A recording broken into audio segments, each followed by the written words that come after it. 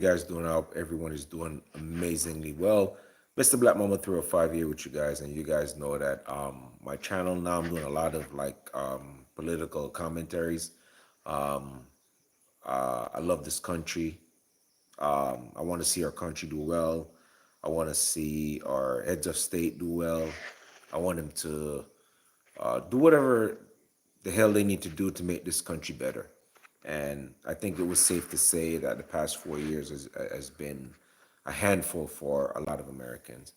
And with the 47th president back in office again, I think a lot of people are very hopeful. And, just hopeful that, we can get a little bit more out of our government as opposed to what we got before the last 4 years. Um, the last 4 years, if you've watched the press secretary meeting, which I've watched a lot of, uh, Miss Pierre was terrible. Our president at the time, Joe Biden, ex-president Joe Biden, was making no appearances except for when, he wanted money to send to Ukraine. I don't even remember when he came out, to eat ice cream or something. But President-elect Donald Trump has done so many meetings so far. The amount of meeting he's done in his first week and a half, I'd say Joe Biden has not done in 4 years.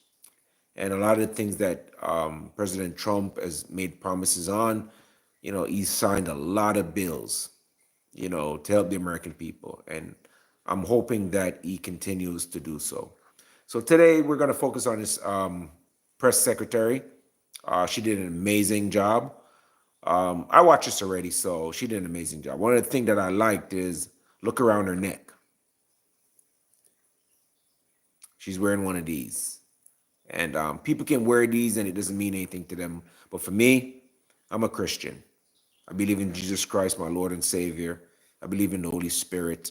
And I believe that this country was built on certain inalienable rights for our citizens. And I believe that it was Christianity that started this country.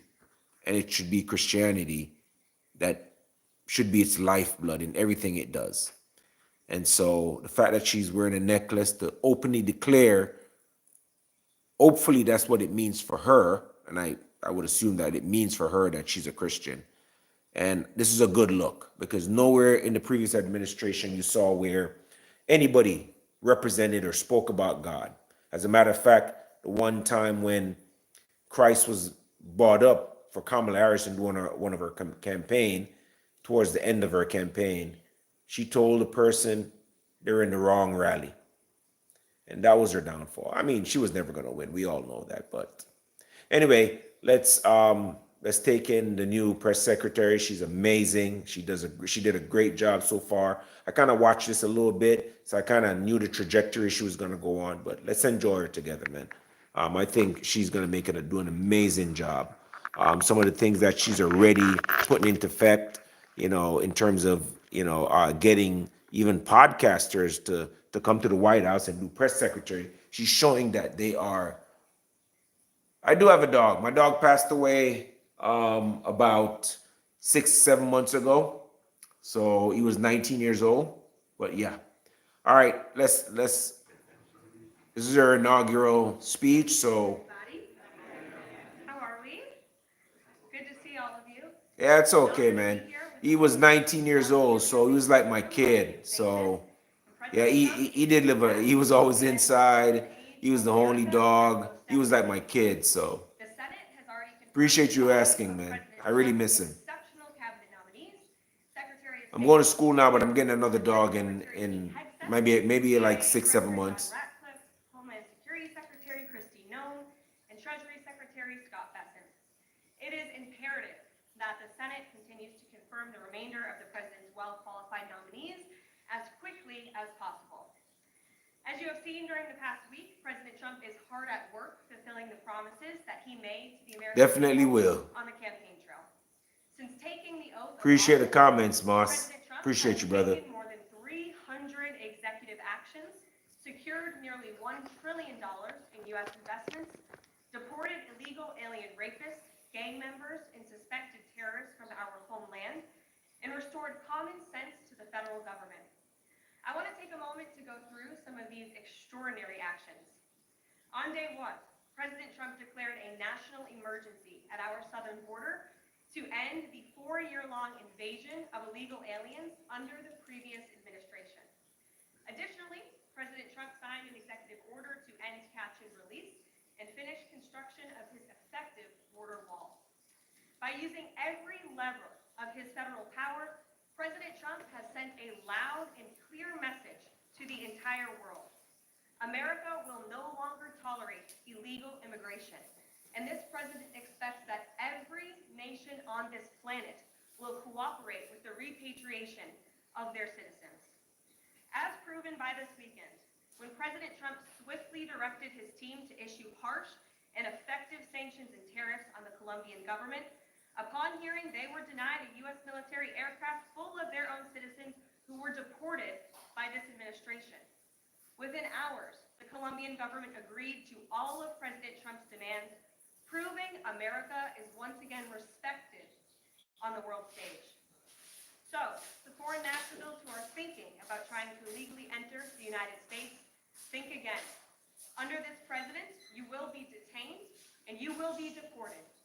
Every day, Americans are safer because of the violent criminals that President Trump's administration is removing from our communities.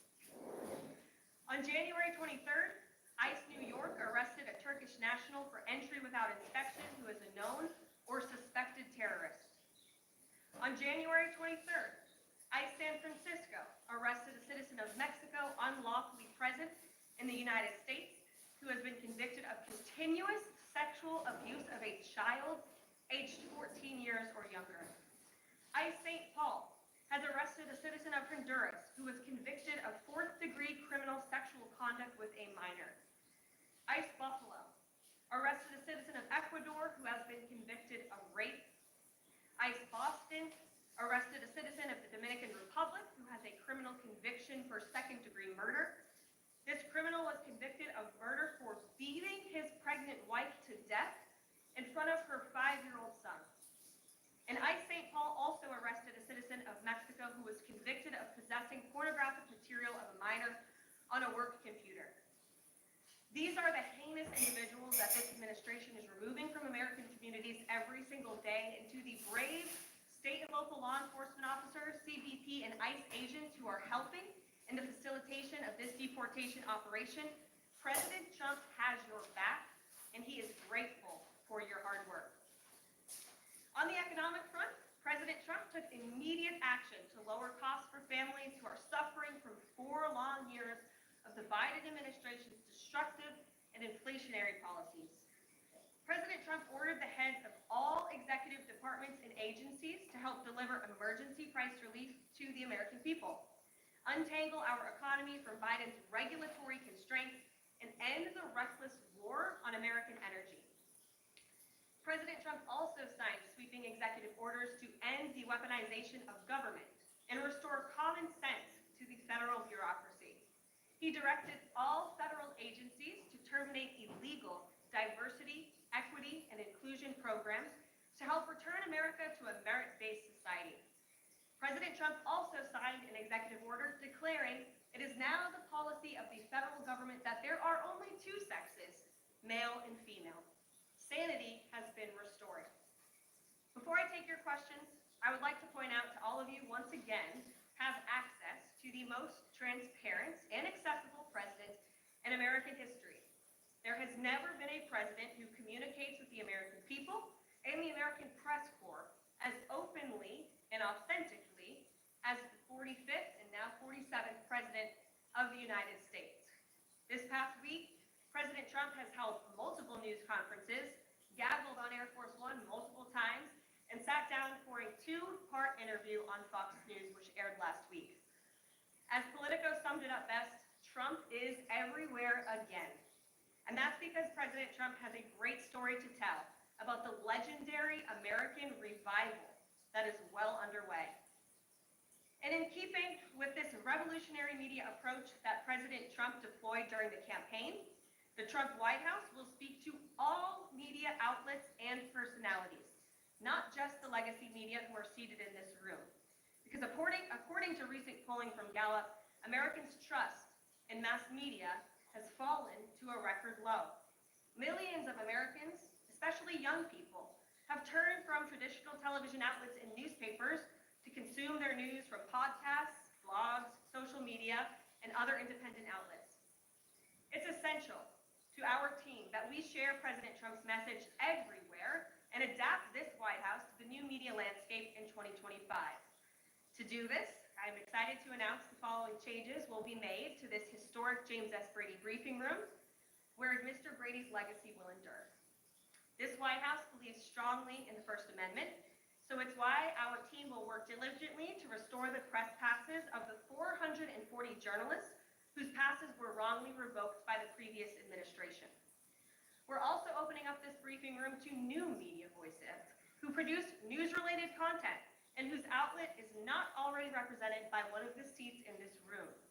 We welcome independent journalists, podcasters, social media influencers, and content creators to apply for credentials to cover this White House. And you can apply now on our new website, whitehouse.gov/newmedia. Starting today, this seat in the front of the room, which is usually occupied by the press secretary's staff, will be called the new media seat. My team will review the applications and give credentials to new media applicants who meet our criteria and pass United States Secret Service requirements to enter the White House complex. So in light of these announcements, our first questions for today's briefing will go to these new media members, whose outlets, despite being some of the most viewed news websites in the country, have not been given seats in this room. And before I turn to questions, I do have news directly from the President of the United States that was just shared with me in the Oval Office from President Trump directly, an update on the New Jersey drones. After research and study, the drones that were flying over New Jersey in large numbers were authorized to be flown by the FAA for research and various other reasons. Many of these drones were also hobbyists, recreational, and private individuals that enjoy flying drones. In time, it got worse due to curiosity. This was not the enemy. A statement from the President of the United States to start this briefing with some news. And with that, I will turn it over to questions. And we will begin with our new media members, Mike Allen from Axios, Matt Boyle from Breitbart. Mike, why don't you go ahead? Thank you very much. Caroline, does the president see anything fishy about DeepSeek, either its origins or its cost? And could China's ability to make these models quicker, cheaper, affect our thinking about expanding generation data centers, chip manufacturing? Sure. The president was asked about DeepSeek last night on Air Force One when he gaggled for, I think, the third or fourth time throughout the weekend with members of the traveling press corps. The president said that he believes that this is a wake-up call to the American AI industry. The last administration sat on their hands and allowed China to rapidly develop this AI program. And so President Trump believes in restoring American AI dominance. And that's why he took very strong executive action this past week to sign executive orders to roll back some of the onerous regulations on the AI industry. And President Trump has also proudly appointed the first AI and crypto czar at this White House, David Sachs, whom I spoke with yesterday, very knowledgeable on this subject, and his team is here working every single day to ensure American AI dominance. As for the national security implications, I spoke with NSC this morning. They are looking into what those may be, and when I have an update, I will share it with you, Mike. Caroline, you say restore U.S. dominance. Is there a fear that the U.S. either is falling or has fallen behind? And how would the president make sure the U.S. stays in it? No, the president is confident that we will restore American dominance in AI. No. So, Caroline, first of all, thank you to you and President Trump for actually giving voices to new media outlets that represent millions and millions of Americans. The thing I would ask, I've got a two-part question for you. The first is just can you expand upon what steps the White House is going to take to bring more voices, not less, which is what our founder, Andrew Breitbart, believed in, into this room where they rightfully belong? Yeah, absolutely. And as I said in my opening statement, Matt, it is a priority of this White House to honor the First Amendment. And it is a fact that Americans are consuming their news media from various different platforms, especially young people. And as the youngest press secretary in history, thanks to President Trump, I take great pride in opening up this room to new media voices to share the president's message with as many Americans as possible. In doing so, number one, we will ensure that outlets like yours, Axios and Breitbart, which are widely respected and viewed outlets, have an actual seat in this room every day. We also, again, encourage anybody in this country, whether you are a TikTok content creator, a blogger, a podcaster, if you are producing legitimate news content, no matter the medium, you will be allowed to apply for press credentials to this White House. And as I said earlier, our new media website is whitehouse.gov/new media. And so we encourage people to apply. Again, as long as you are creating news-related content of the day and you're a legitimate independent journalist, you're welcome to come to this White House. And secondly, Caroline, you said you laid out several of the actions that President Trump has taken. That obviously it's stark contrast to the previous administration and breakneck speed from President Trump. Can we expect that pace to continue as the first 100 days moves along here and beyond that? Absolutely. There's no doubt President Trump has always been the hardest working man in politics. I think that's been proven over the past week. This president has again signed more than 300 executive orders. He's taken historic action. I gavelled aboard Air Force One to mark the first 100 days of this administration, 4 p.m. last Friday, or first 100 hours rather. And this president did more in the first 100 hours than the previous president did in the first 100 days. So President Trump, I think you can all expect for him to continue to work at this breakneck speed. So I hope you're all ready to work very hard. I know that we are. Steve Miller. Thanks, Caroline. A question that we've asked your predecessors, both parties in this job. HELOC isn't the only way to tap into your home's equity. In fact, a home equity investment could be a better option for you. A HELOC is a line of credit from your home's equity and typically requires an extensive application process, has strict debt-to-income requirements, and comes with unpredictable fluctuations in interest rates. Not to mention, you'll be making monthly payments. A home equity investment from HomeTap, on the other hand, also gives you access to your home's equity in the form of cash so that you can use it for whatever you want. A home equity investment is not a loan or a line of credit. Therefore, there are no monthly payments and you have up to 10 years to settle. Home equity investments can also have less stringent qualification criteria. For example, there's no debt-to-income ratio requirements and more flexibility with credit scores. For more information and to see if you qualify, tap this link. This guy can't shoot. He's got weak arms. How do you sleep at night? On a mattress from Mattress Firm. So I sleep. The semi-annual sale and clearance ends soon. Save up to 60% on top brands. Get matched at Mattress Firm. Sleep at night. When you're up here in this briefing room speaking to the American public, do you view yourself and your role as speaking on, advocating on behalf of the president, or providing the unvarnished truth that is not to lie, not to obfuscate to the American people? I commit to telling the truth from this podium every single day. I commit to speaking on behalf of the President of the United States. That is my job. And I will say it's very easy to speak truth from this podium when you have a president who is implementing policies that are wildly popular with the American people, and that's exactly what this administration is doing. It's correcting the lies and the wrongs of the past 4 years, many of the lies that have been told to your faces in this very briefing room.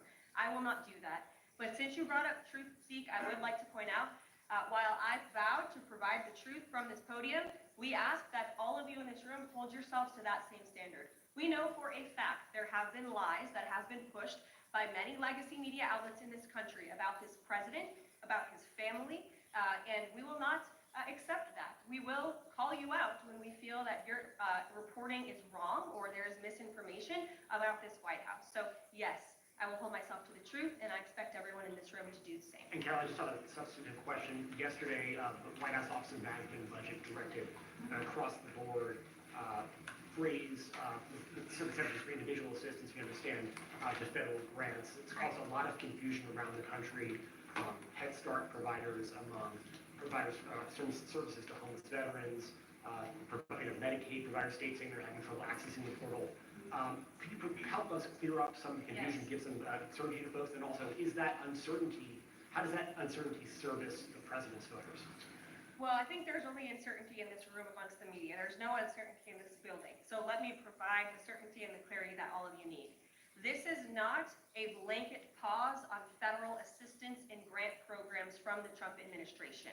Individual assistance, that includes, I'm not naming everything that's included, but just to give you a few examples, Social Security benefits, Medicare benefits, food stamps, welfare benefits, assistance that is going directly to individuals will not be impacted by this pause. And I want to make that very clear to any Americans who are watching at home who may be a little bit confused about some of the media reporting. This administration, if you are receiving individual assistance from the federal government, you will still continue to receive that.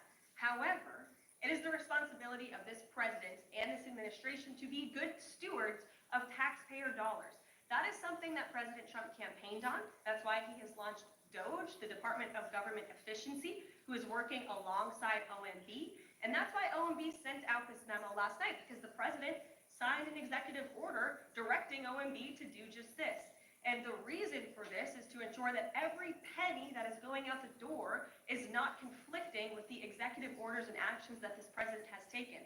So what does this pause mean? It means no more funding for illegal DEI programs. It means no more funding for the Green New scam that has cost American taxpayers tens of billions of dollars. It means no more funding for transgenderism and wokeness across our federal bureaucracy and agencies. No more funding for Green New Deal social engineering policies. Again, people who are receiving individual assistance, you will continue to receive that. And President Trump is looking out for you by issuing this pause because he is being a good steward of your taxpayer dollars. Thanks, Caroline. Sure. How long is this pause going to last, and how is the Trump administration recommending that organizations that rely on federal funding make payroll, pay their rent in the meantime?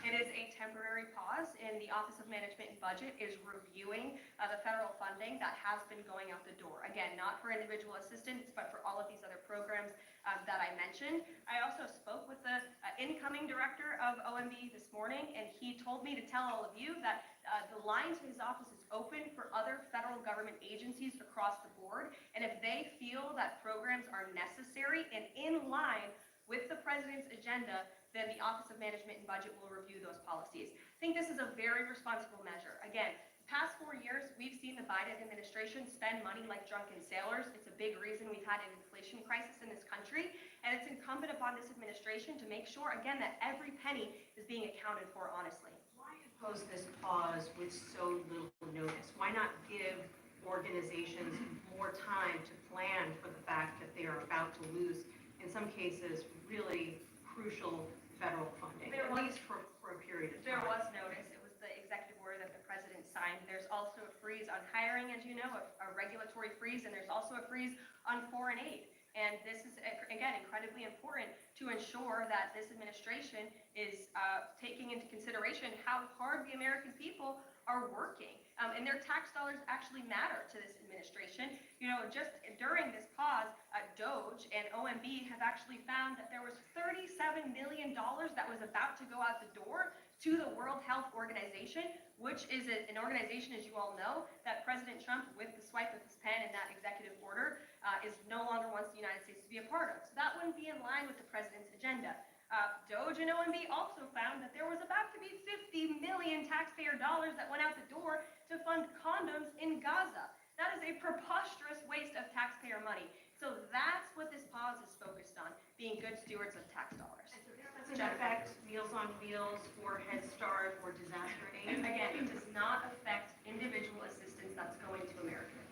To follow up on Nancy, do you think there'll be a list of who is affected and how much money is affected? How will these contractors and organizations know if they are actually having their funding frozen? And then secondly, if you're willing, can you just clarify, is the end goal of this to essentially challenge Congress or to prove that the president can withhold federal funding? In other words, is this an attempt to pick a fight to prove that he can do this? No, absolutely not. As it says right here in the memo, which I have, and I'd encourage all of you to read it, it says the American people elected President Trump to be the president of the United States and gave him a mandate to increase the impact of every federal dollar. This memo requires federal agencies to identify and review all federal financial assistance programs and supporting activities consistent with the president's policies and requirements. The American people gave President Trump an overwhelming mandate on November 5th, and he's just trying to ensure that the tax money going out the door in this very bankrupt city actually aligns with the will and the priorities of the American people.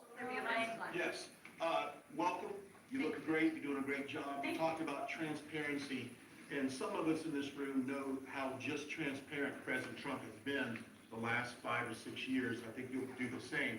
My question is, do you think this latest incident with the president of Colombia is indicative of the global, powerful respect they have for President Trump moving forward, not only to engage in economic diplomacy with these countries, but also world peace? Absolutely. I'll echo the answer that the president gave on Air Force One last night when he was asked a very similar question by one of your colleagues in the media. This signifies peace through strength is back. And this president will not tolerate illegal immigration into America's interior. And he expects every nation on this planet, again, to cooperate with the repatriation of their citizens who illegally entered into our country and broke America's laws. Won't be tolerated. And as you saw, the Colombian government quickly folded and agreed to all of President Trump's demands. Flights are underway once again. Two questions on deportations, if I may. President Trump had said on the campaign trail that he would deport pro-Hamas students who are here on visas. And on his first day in office, he signed an executive order that said, quote, "The U.S. must ensure that admitted aliens and aliens otherwise already present in the U.S. do not bear hostile attitudes towards the citizens, culture, government, institutions, or founding principles." So should we take this executive order as Trump saying he would be open to deporting those students who are here on visas, but hold pro-Hamas sympathies? The president is open to deporting individuals who have broken our nation's immigration laws. So if they are here illegally, then certainly he is open to deporting them. And that's what this administration is hard at work at doing. We receive data from DHS and from ICE every single day.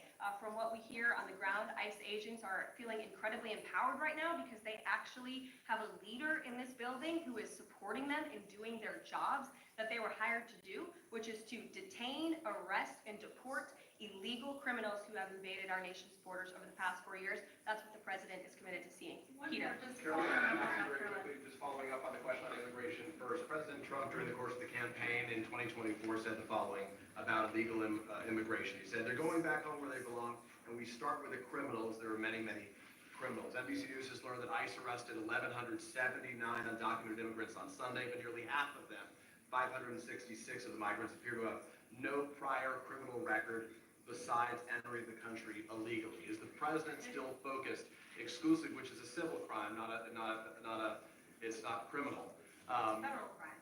So I'm asking though, he said he was going to focus on those violent offenders first. So is violent offenders no longer the predicate for these people to be deported? The president has said countless times on the campaign trail, I've been with him at the rallies, I know you've been there covering them too, Peter, that he is focused on launching the largest mass deportation operation in American history of illegal criminals. And if you are an individual, a foreign national, who illegally enters the United States of America, you are, by definition, a criminal. And so therefore, you are subject to deportation. I apologize for interrupting. So to be clear, it's not violent criminals do not receive precedence in terms of the deportations taking place. The president has also said two things can be true at the same time. We want to deport illegal criminals, illegal immigrants from this country, but the president has said that, of course, the illegal criminal drug dealers, the rapists, the murderers, the individuals who have committed heinous acts on the interior of our country and who have terrorized law-abiding American citizens, absolutely, those should be the priority of ICE, but that doesn't mean that the other illegal criminals who entered our nation's borders are off the table. Understood, but let me ask you a separate question about the confusion that still exists across the country right now as it relates to the freeze or pause as it's described. President Trump, of course, ran one of the key policy items was that he was going to lower prices, lower the cost of everything from groceries, as he often said. But in many of the cases, it would seem that some of these moves could raise prices for real Americans on everything from low-income heating, that program, child care programs. Will nothing that the president's doing here in terms of the freeze in these programs raise prices on ordinary Americans? What particular actions are you referring to that would? For example, LHEAP right now, that's the low-income heating program, for example. We can talk about, there's no clarity, so I could refer to a lot of them. We don't know what they are specifically. Can you tell us that LHEAP, the LIHEAP, is not one of those affected? So you're asking a hypothetical based on programs that you can't even identify. What I can tell you Just to is be clear, since you guys haven't identified, let's do it together just for Americans at home. Medicaid, is that affected?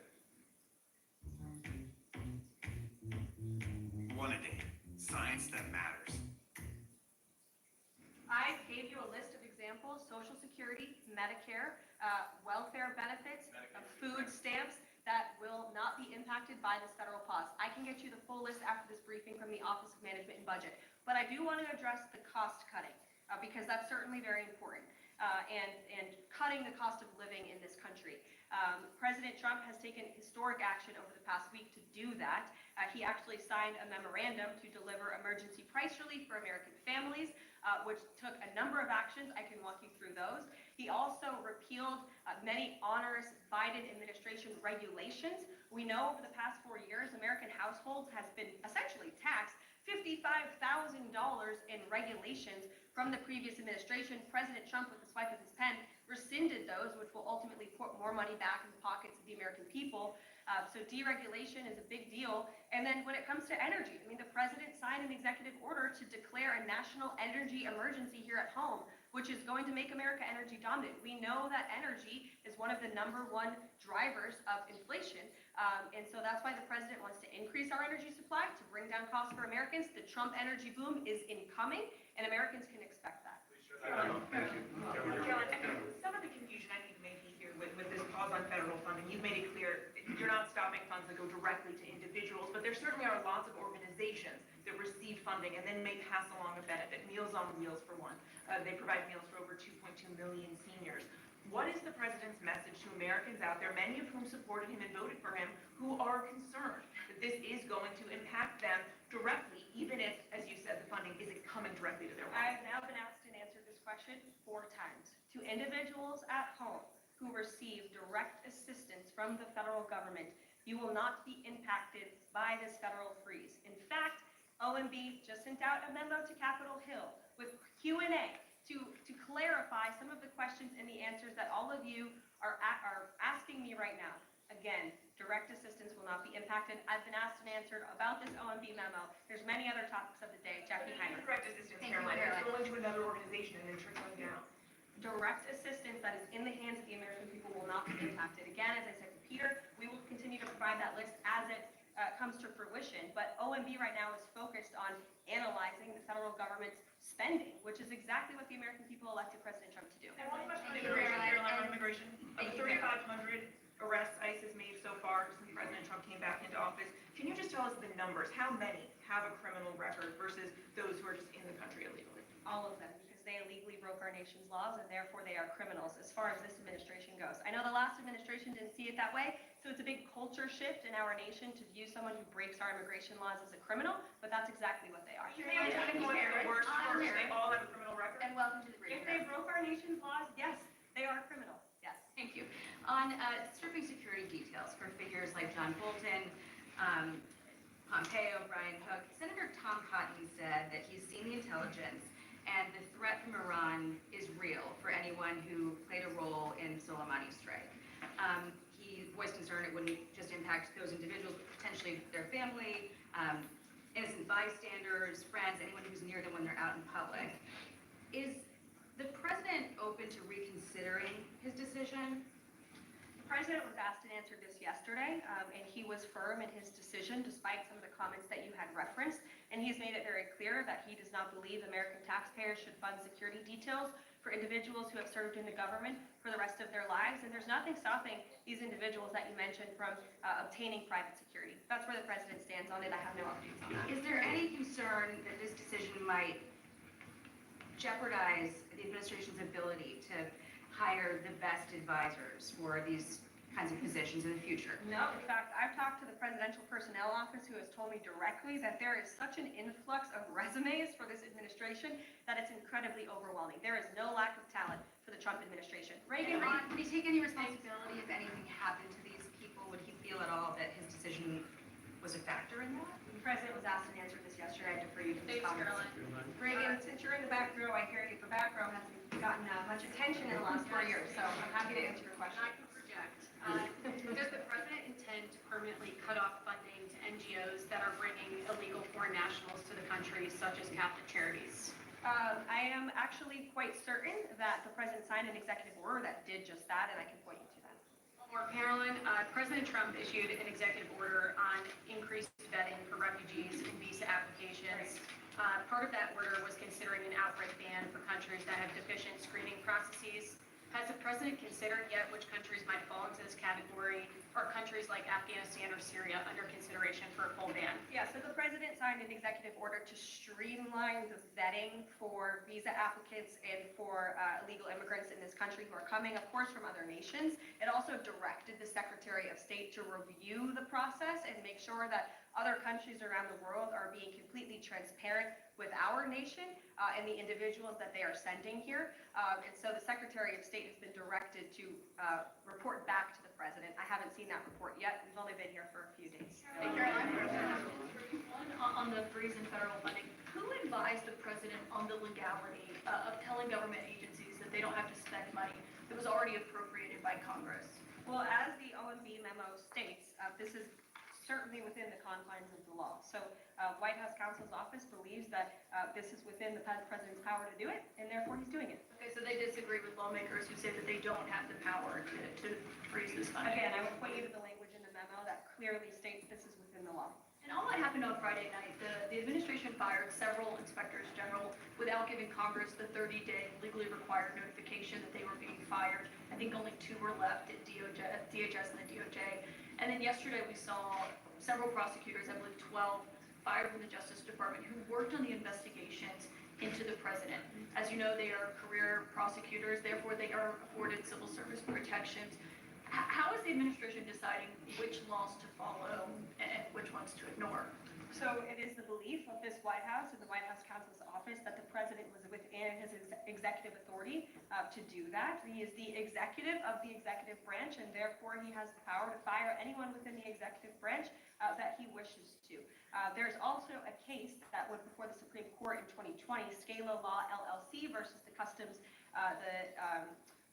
Bureau Protection. I would advise you to look at that case, and that's the legality that this White House has rested So on. you're confident that if they bring lawsuits against you, the prosecutors who were fired, that they will succeed? We will win in court. And did he personally direct this, given they worked on the classified documents investigation and the election interference investigation? This was a memo that went out by the Presidential Personnel Office, and the president is the leader of this White House. So yes, yes. Caroline. Thank you. Congrats on your first day behind the podium. Thank you. President Trump ended funding for UNRWA and also designated the Houthis a foreign terrorist organization. Right. Both were decisions that the previous administration had reversed. So here's my question. Will there be an investigation into who gave the previous administration this terrible advice? Well, that's a very good point. I haven't heard discussions about such an investigation, but it wouldn't be a bad idea considering that the Houthis certainly are terrorists. They have launched attacks on U.S. naval ships across this world, and so I think it was a very wise move by this administration to redesignate them as a terrorist group, because they are, and I think it was a foolish decision by the previous administration to do so. As for an investigation, I'm not sure about that, but it's not a bad idea. Josh. Thank you for the question. I appreciate it. Can you give us an update on the president's plan for his tariff agenda? He spoke a lot about this yesterday, and there's a couple of dates coming up that he's spoken to. Number one, February 1st, he's alluded to both the potential for tariffs for Canada and Mexico, but also China to take effect on those days. What's he thinking about that? Yeah. Should those countries expect that? Again, he was asked to answer this question this past weekend when he took a lot of questions from the press, and he said that the February 1st date for Canada and Mexico still holds. The China 10% tariff that he also admitted about last Tuesday going into effect on the same day. Yes, the president has said that he is very much still considering that for February 1st. Yesterday, he talked also about sectoral tariffs on, for instance, pharmaceuticals as well as semiconductor computer chips. He talked about steel, aluminum, and copper. What's the timeline on those? Is that a similar sort of coming days thing? Yeah, so when the president talked about that in his speech yesterday, that actually wasn't a new announcement. That was within a presidential memorandum that he signed in one of the first days here in the White House on his America First trade agenda.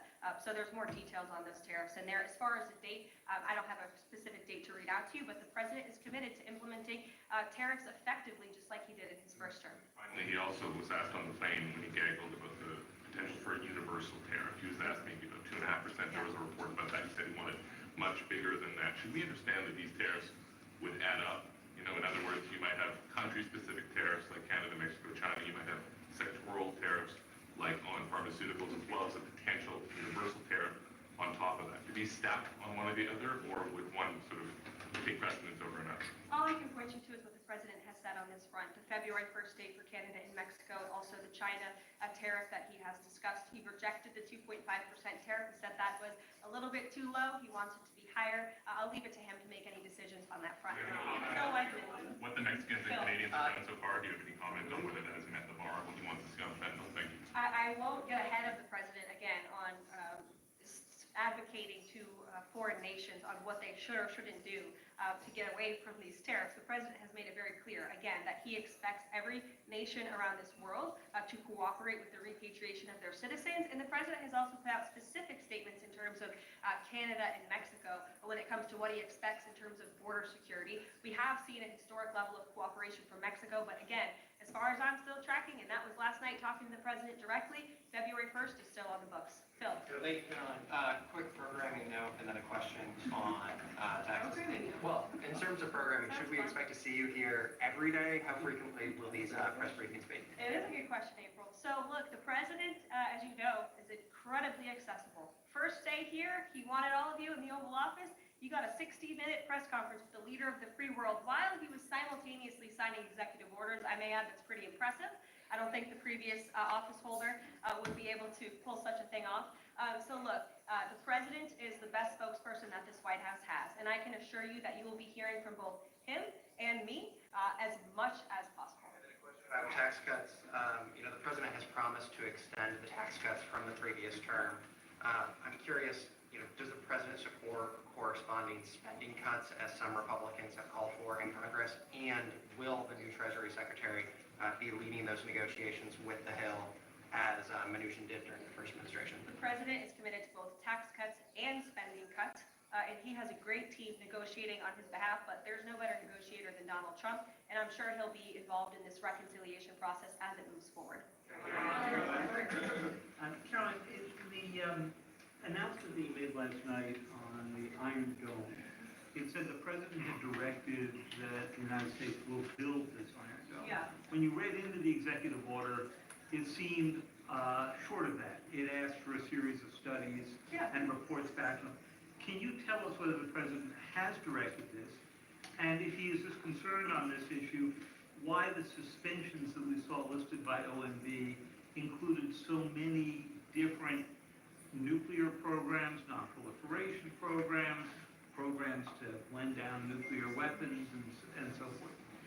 First of all, when it comes to the Iron Dome, the executive order directed the implementation of an Iron Dome. It also, as you said, kind of directed research and studies to see how the United States can go about doing this, particularly the Department of Defense.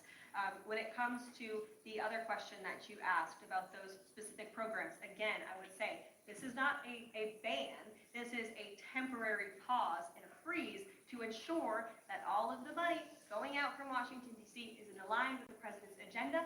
And as the Office of Management and Budget has updates on what will be kickstarted once again, I will provide those to you. Can you clarify for a sec what you were saying before on Medicaid? It wasn't clear to me whether you were saying that no Medicaid would be cut off. Obviously, a lot of this goes to states before it goes to individuals and so forth. So are you guaranteeing here that no individual now on Medicaid would see a cutoff because of the policy? I'll check back on that and get back to you. John. Thanks a lot, Caroline. As you know, in the first week that the president was in office, signed an executive order as it relates to birthright citizenship, trying to eliminate that. 22 state attorney generals have said that this is unconstitutional. A federal judge has just agreed with their argument. What's the administration's argument for doing away with birthright citizenship?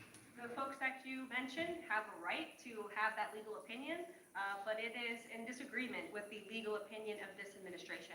This administration believes that birthright citizenship is unconstitutional, and that is why President Trump signed that executive order.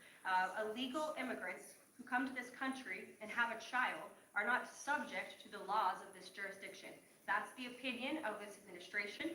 We have already appealed the lawsuit that was filed against this administration, and we are prepared to fight this all the way to the Supreme Court if we have to, because President Trump believes that this is a necessary step to secure our nation's borders, and to protect our homeland.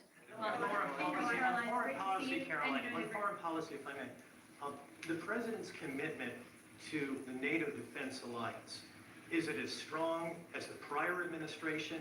Is it the same as when he served as president in his first term in office? As long as NATO pays their fair share, and President Trump has called on NATO allies to increase their defense spending to 5%. You actually saw the head of NATO at Davos last week on Bloomberg television saying that President Trump is right, and if Europe wants to keep itself safe, they should increase their defense spending. I would just add that there was no greater ally to our European allies than President Trump in his first term. The world for all nations in Europe, and of course here at home, was much safer because of President Trump's peace through strength diplomatic approach. Thank you, Caroline, and it's great to finally be called on as well in the briefing room. I appreciate that. Of course, we know President Trump just got back from North Carolina and California meeting with victims of natural disasters. There is the 2-year anniversary of the East Palestine, Ohio toxic train derailment. Does the president have any plans to go visit the victims of that toxic spill or just visit in general? No plans that I can read out for you here. If that changes, I will certainly keep you posted. What I can tell you is that President Trump still talks about his visit to East Palestine, Ohio.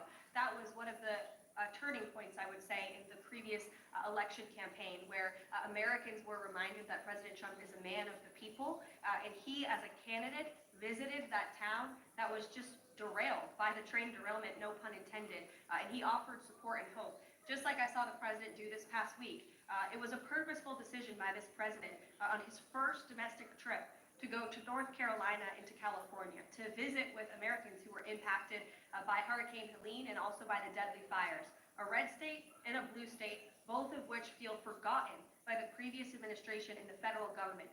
That is now ended under President Trump. He will continue to put Americans first, whether they're in East Palestine and Pacific Palisades or in North Carolina. Thank you, Caroline. On California, could you please clarify what the military did with the water last night as referenced in the President's Truth Social post? The water has been turned back on in California, and this comes just days after President Trump visited Pacific Palisades, and as you all saw, applied tremendous pressure on state and local officials in Pacific Palisades, including Los Angeles Mayor Karen Bass, to turn on the water and to direct that water to places in the south and in the middle of the state that have been incredibly dry, which has led to the expansion, the rapid expansion of these fires. So could you clarify what the military's role was, where the water came from, and how it got there? Again, the Army Corps of Engineers has been on the ground in California to respond to the devastation from these wildfires, and I would point out that just days after President Trump visited the devastation from these fires, the water was turned on. That is because of the pressure campaign he put on state and local officials there who clearly lack all common sense. And I will never forget being at that roundtable with the president last week and hearing the frustration in the voices of Pacific Palisades residents who feel as though their government has just gone insane. Before President Trump showed up on the scene, Karen Bass was telling private property owners that they would have to wait 18 months to access their private property. So this administration, the president and his team that's on the ground in California, Rick Grinnell, who he has designated to oversee this great crisis, will continue to put pressure on Karen Bass and state and local officials to allow residents to access their properties. This is a huge part of it. These residents want to take part in their own clearing out of their properties. They should be able to do that. It's the United States of America. What happened to our freedom? Clearly it's gone in California, but not anymore under President Trump. April. Caroline, welcome to the briefing room. Thank you. Several questions, one on the politics. Will minority-serving institutions, preferably colleges and universities, have those monies held back temporarily at this moment? Again, I have not seen the entire list because this memo was just sent out. So I will provide you all with updates as we receive them, okay? Also, secondly, when it comes to immigration, there is this southern border focus. What happens to those who overstayed their visas? That is part of the broken immigration system. In 2023, there was a report by the Biden administration, the Homeland Security Department, that said overstays of visas were 3 times more than usual. Will there be a focus on the overstays for visas as well? If an individual is overstaying their visa, they are therefore an illegal immigrant residing in this country, and they are subject to deportation. Yes. Lastly, as we're dealing with anti-DEI, anti-war efforts, we understand this administration is thinking about celebrating Black History Month. Have you got any word on that? Anything that you can offer to us? As far as I know, this White House certainly still intends to celebrate, and we will continue to celebrate American history and the contributions that all Americans, regardless of race, religion, or creed, have made to our great country, and America is back. Christian Dayton. Thanks, Caroline. Just real quick, you mentioned the inflation executive order the president signed, but egg prices have skyrocketed since President Trump took office. So what specifically is he doing to lower those costs for Americans? Really glad you brought this up, because there is a lot of reporting out there that is putting the onus on this White House for the increased cost of eggs. I would like to point out to each and every one of you that in 2024, when Joe Biden was in the Oval Office, or upstairs in the residence sleeping, I'm not so sure, egg prices increased 65% in this country. We also have seen the cost of everything, not just eggs. Bacon, groceries, gasoline have increased because of the inflationary policies of the last administration. As far as the egg shortage, what's also contributing to that is that the Biden administration in the Department of Agriculture directed the mass killing of more than 100 million chickens, which has led to a lack of chicken supply in this country, therefore a lack of egg supply, which is leading to the shortage. So I will leave you with this point. This is an example of why it's so incredibly important that the Senate moves swiftly to confirm all of President Trump's nominees, including his nominee for the United States Department of Agriculture, Brooke Rollins, who is already speaking with Kevin Hassett, who's leading the economic team here at the White House, on how we can address the egg shortage in this country. As for costs, I laid out the plethora of ways that President Trump has addressed saving costs for the American people over the past week. He looks forward to continuing to doing that in the days ahead. Thank you very much. Are Medicaid portals down in all 50 states?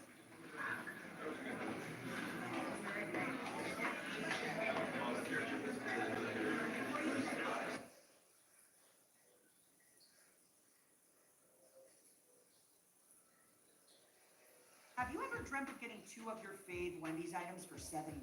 Like a spicy chicken sandwich, Dave's single, or 10-piece nugs? Well, today's the day your oddly specific dream comes true. Pretty good dream. 2 faves for just $7, gotta be Wendy's. A survey of 1,000 Americans have less than $500 in savings, with self 1+ million are building credit and savings. To know what they're doing. With the president on something, and he wanted me to hand this out to you all, and I have it here, so I want to read it to the American public directly from the president. It has been suggested that we should rename as many as 10 of our legendary military bases, such as Fort Bragg in North Carolina, Fort Hood in Texas, Fort Benning in Georgia, and the list goes on. These monumental and very powerful bases have become part of a great American heritage and a history of winning, victory, and freedom. The United States of America trained and deployed our heroes here and won 2 world wars. Therefore, my administration will not even consider the renaming of these magnificent and fabled military installations. Our history as the greatest nation in the world will not be tampered with. Respect our military. So that was directly from the president. We spent some time working on that, and I wanted to deliver that to you. Also, I wanted to take us through a few other things relating to the coronavirus. First, the coronavirus task force briefing was held yesterday. I was in it, and there was some very good news that I'd like to share with you. I don't know if you all saw, there were 2 studies that came out, very strong studies in the journal Nature, and in Europe, which had a very similar epidemic profile to the United States, 3.1 million lives were saved due to mitigation and the efforts taken by the European governments. And as Dr. Birx noted to me, she sent this to me just before I walked out here, she said it suggests that the United States also prevented over 3 million deaths, thanks to the efforts of President Trump and the American people. Another study found that the shutdown efforts prevented 50 million additional coronavirus cases. So those are 2 very encouraging studies underscoring the work of the American people. Also, the Washington Post noted that these 2 reports use completely different methods to reach similar conclusions.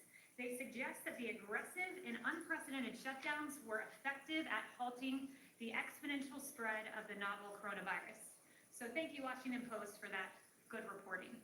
The Department of Agriculture, Secretary Sonny Perdue, also had some very good news in the task force briefing I was at yesterday. America's meatpacking facilities, at one time it looked like they were going to need to close. That was unacceptable to the administration. So we took action, the coronavirus task force took action, and now I'm pleased to report that these meatpacking facilities are operating at 95% capacity compared to 2019. We have beef operating at 98% capacity, pork at 95%, and poultry at 98%. Throughout America's extraordinary efforts to slow the spread, President Trump ensured that the meat supply chain stayed functional and robust by directing these meatpacking facilities to safely operate in accordance with the CDC and OSHA guidelines. His efforts secured America's continual access to a steady food supply chain. And then finally, and very importantly, I have some great data points to share on coronavirus testing capacity in minority communities. Admiral Brett Joie shared this with me yesterday and last night as well. He said that when we look at testing sites, President Trump's public-private partnership with retail companies has proven quite successful. Testing sites are operating in 49 states, with 70% of these sites located in communities with moderate to high social vulnerabilities. And social vulnerability takes into account race, ethnicity, housing and economics, language barriers, and other factors. Also, federally qualified health centers, their FQHCs, serve 29 million patients in 12,000 communities across the nation. They provide care to 1 in 5 of those uninsured, 1 in 5 of rural Americans, 1 in 3 of individuals below the poverty line, and more than 1.3 million homeless men and women, and nearly 1 million migrant agricultural workers. And 92% of these FQHCs now offer COVID tests. We've awarded them $583 million to 1,385 of these facilities. And finally, I promised my last announcement. The HHS Office of Minority Health issued a competitive funding opportunity to build a strategic network of national, state, territory, tribal, local, and community-based organizations that deliver vital health information and support linkages to services for racial and ethnic minorities. And this announcement, this network is scheduled to be awarded at the end of June and is expected to reach at least 40 million individuals from racial and ethnic minorities. These updates, I was told by Brett Joie, were received very well at the Senate hearings. And we thank the Vice President, Mike Pence, for doing an amazing job leading our coronavirus task force, and to President Trump, who has led in bringing America through the coronavirus pandemic. And with that, I'll take questions. Kristen. Thank you so much. Does the president regret tweeting out a baseless conspiracy theory about a 75-year-old protester on the morning of George Floyd's funeral? The president was asking questions about an interaction in a video clip he saw, and the president has the right to ask those questions. Regret tweeting out this protester was assaulted. The president does not regret standing up for law enforcement men and women across this country. And let me say this, and just give you a little bit about the mindset behind the president's tweet. Look, we're living in a moment that is, it seems to be reflexively anti-police officer. And it's unacceptable to the president. In this tweet that he sent out, he was in no way condoning violence. He was not passing judgment on these two officers in particular. But what he was saying is this: when we see a brief snippet of a video, it's incumbent upon reporters and those who are surveying the situation to ask questions. Rather, want the president to have facts before he tweets anything out. He's the president of the United States. The president did have facts before he tweeted out. That undergirded his questions. Baseless conspiracy theory. It's not a baseless conspiracy. No, not at all. I won't acknowledge that because, look, let's contrast this to the George Floyd situation, which that horrific video that we all saw. Every single police officer that I saw across the country came out and said, this is an inexcusable action, and I condemn this police officer. In this case, there were 57 police officers who said, I resign in protest over the way these two officers were handled. And the president says those law enforcement officers have a right to be heard. Do you think that anything justifies that 75-year-old man being pushed down to the ground like we all saw? The president does not condone violence. He wants to see the appropriate amount of police force used in any given situation, including this one, but he believes that the officers have a right to be heard. George Floyd's brother is here testifying. Has the White House invited him here to meet the president? The president has repeatedly acknowledged George Floyd, his passing, the egregiousness of that atrocity, and has called the family by phone, as he did last week. Yes. The president is going to meet tomorrow in Dallas at a church in which he'll meet with faith leaders. He'll also meet with law enforcement officials, small business owners. The theme is a plan for holistic revitalization and recovery. Will the president be announcing any policy in regards to police reform tomorrow, and what might that policy form?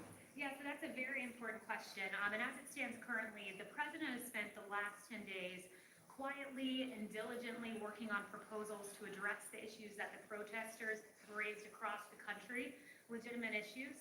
And that body of work, I'm told, is reaching its final edits, and we hope to produce it for you in the coming days. I can't promise you it's tomorrow, but in the coming days, we look to deliver that. What then will tomorrow be about? Will it be a listening session as he had on Monday with law enforcement, or might there actually be some concrete policy proposals? Yeah, it will be a round. It's going to be done at the executive level. It will be a roundtable, much like what you saw with law enforcement officers earlier in the week.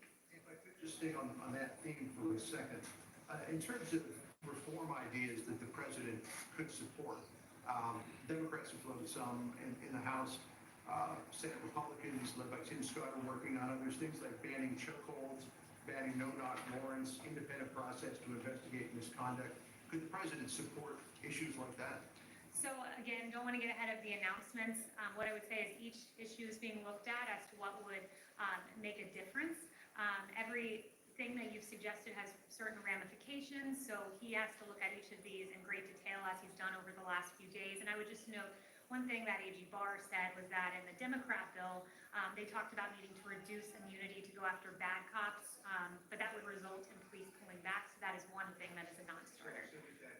Qualified immunity, is that a red line for the president? That's a non-starter in the Democrat legislation. Yes, John?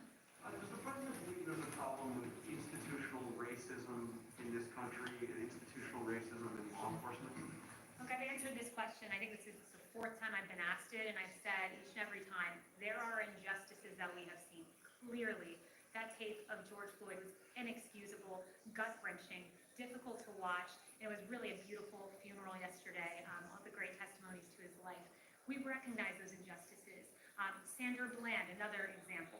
But this president knows fundamentally that most police officers in this country are good, that the 750 men and women that have been injured, that David Dorn, the police officer who was killed, and Patrick Underwood, the law enforcement officer who was killed, are emblematic of what police in this country stand for. That is the best, that is the brightest, and that is our domestic heroes. Yes? The reason why I'm asking it now is, does he believe that action needs to be taken to fundamentally change the way law enforcement is done in this country, to make fundamental changes so that there isn't the kind of disparities that we see along racial lines? Well, the president's looking at various proposals, and I would say this president has done a whole lot more than Democrats have ever done when it comes to rectifying injustices. Where you had the crime bill of the 90s, which created great racial disparities in our justice system, and President Trump rectified some of those with the First Step Act. So President Trump's about action, and he's shown that, and he recognizes injustices and acts promptly when he sees them. Yes? Does the President agree with the recent announcements from the Marines and Navy about their policies banning the display of the Confederate flag? So I haven't spoken to him on that specific one. He does, as I noted at the top of his briefing, fervently stand against the renaming of our forts, these great American fortresses where literally some of these men and women who lost their lives as they went out to Europe and Afghanistan and Iraq and all across this world to win world wars on behalf of freedom. A lot of times the very last place they saw was one of these forts. And to suggest that these forts were somehow inherently racist and their names need to be changed is a complete disrespect to the men and women who the last bit of American land they saw before they went overseas and lost their lives were these forts. Next. So an judge appointed to review the Flynn case said the Justice Department is engaged in highly irregular conduct to benefit a political ally of the president. And he urged the presiding judge in the case to deny attempt by the government to dismiss the charges. What is the White House reaction? That's the first I'm hearing about. I'd point you to DOJ on that. Jeff. Thanks, Daily. Congressional Republicans, including Congresswoman Liz Cheney, have criticized the president's decision to reduce the number of U.S. troops in Germany. Some saying that it will embolden Russia if the United States does that. Did the president make that decision to punish Chancellor Merkel for deciding not to come to the G7 in June? Look, I have no announcements on that front, and he never makes decisions to punish certain world leaders. He acts in the best interest of the United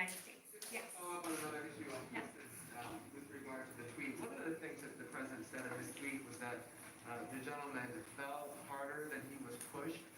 How does that work in terms of physics? Look, the president raised several questions based on a report he saw. He has a right to ask those questions. And where he stands is squarely with law enforcement. He was making no judgments, not condoning violence, not saying what happened in this case with these two officers was right or wrong. But he's standing back and saying, we need to ask questions before we destroy lives and convict people in the court of public opinion. Yes. This is Kelly. Two questions on the economy. First of all, both the chair of the Federal Reserve and Steve Mnuchin said today the U.S. will definitely need another round of stimulus. How urgent is that for the president? I mean, how soon do we expect him to meet with Democrats to discuss the next legislation? Yeah, it's a good question. He met on a potential phase 4 policy last week. It was a very promising discussion with his economic advisors. So that's in the works as to when and if we see that, but it is a topic of discussion. He was encouraged by the jobs report. We were supposed to lose 7.5 million jobs. We ended up gaining 2.5 million, a swing by 10 million. He was described to me as one of the, by one famed economist, as one of the worst miscalculations of economists in history to be off by 10 million. That's the size of Michigan. So the president's encouraged because what we're seeing is a belief in the Trump economy and the Trump presidency. What we're seeing is the market soar. We're seeing the S&P have its best 50-day track record in history because they believe in a president that has free market policies that got us to the hottest economy in modern history and will get us there again. Yes. The Federal Reserve today offered a pretty grand economic outlook. Unemployment is going to be elevated for years. And also this week, we heard from the National Bureau of Economics research saying that the U.S. officially entered a recession. What is the White House response to that? We believe that next month's jobs report will be robust. The president has been clear that Q4, he expects it, Q3 to be a transition period, Q4 to be robust, and next year to be a very hot year. And I would note that those in the prediction business, they were off by 10 million. That's not too good. So I'd go back and look at some of the models that were off and how extraordinary the jobs report was last time, including 300,000 new jobs for Black Americans. Yes. Thank you so much. The president met with Mitch McConnell today, we understand. Can you kind of fill us in on what that discussion was about? Any updates? So I have no announcements on that front. Those were his private meetings, so no announcements out of that. Add to Jonathan's question. A lot of people are concerned that there is, you mentioned justice disparities. There's a lot of concern of some Americans that police officers treat Black individuals and people of color differently than white individuals. Does the president share those specific concerns? Here's what he's concerned about. He's concerned about what and I've told you, he's addressed injustices with Sandra Bland and George Floyd and has repeatedly acknowledged that. But here is, in addition to that, his concern, put very well by New York's Police Benevolent Association President Mike O'Meara. Our legislators are failing us. Our press is vilifying us. He's saying us as police officers, stop treating us like animals and thugs. We've been vilified, and it's disgusting. When you have a sitting congressman, Ilhan Omar, calling cops cancer, what do you think that leads to? The AP reported on a shooting in front of a police department today in California. Let's stop vilifying our officers. Let's recognize injustice where we see it, but recognize all of us in here are safe because of our police officers doing their job each and every day. But there are concerns among many Americans that people of color are not treated the same by police, and that is what many of the protests have been about. Does the president share those specific concerns? The president believes most of our police officers are good, hardworking men and women, like David Dorn, who was killed among these riots, like Patrick Underwood, who was killed among these riots. Those are our police officers. They are our best. They are our brightest. They are absolute places of injustice. We're addressing those. We're looking at legislative proposals and EOs, and what ultimately is determined, we'll see in the coming days as to what will work as a policy prescription. But stop vilifying our officers because they deserve better than that. They're out there. They're working hard. 750 injured just in the last week and a half, and we need to recognize that. Yes. Back on the Buffalo protester, is the president disappointed that more Republicans have not lined up to support the questions he asked, to use your characterization of it? Many people also characterize it as a conspiracy theory. And secondly, has the president reached out either to the injured gentleman or to the police officers involved? So first of all, President Trump, I would say, he's not focused on what Republicans are saying or not saying on the Hill. He's focused on making changes. As I said, he's been diligently hard at work the last 10 days, and that is where his focus squarely lies at the moment. Yes. And has he reached out to either the gentleman? Not that I'm aware of, no. Not that I'm aware of. Hello? Yes. You started this briefing reading off some statistics about success of mitigation efforts on the spread of COVID, but we're now seeing a spike in cases in more than a dozen states and increased hospitalizations in a lot of those as well. So, and many public health experts attribute these spikes to Memorial Day weekend gatherings and other aspects of the reopening process before these mass protests. So why is President Trump continuing to urge reopening given this trend, and should we be slowing down a little bit on the reopening process as we see cases spike? First, let me know as it pertains to Memorial Day. A week ago today, the Vice President's team told me I wasn't in task force that day, but that it was said that in fact that there was no linkage to Memorial Day as being some point of spurring wild outbreaks and rises across the nation. What I would say though, I talked to Dr. Birx and she said what we've seen is that in general, April averaged out to be about 30,000 cases a day. May was about 25,000 cases a day.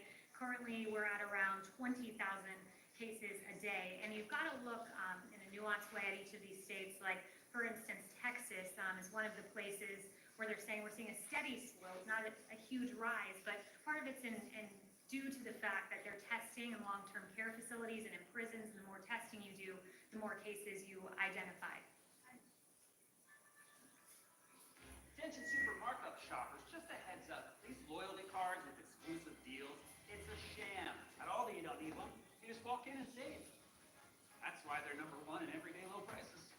It's an Aldi thing. Have you stopped by Bryson's Irish Pub lately? We have been serving Miami since 1952. We are minutes from Miami Airport. Come on over before or after your flight to grab some food and a few drinks. Serving the best wings, burgers, fries, and more. We have 30 big screen TVs, so you don't have to miss a game. We are open 7 days a week, from morning till morning. We are the town's favorite pub.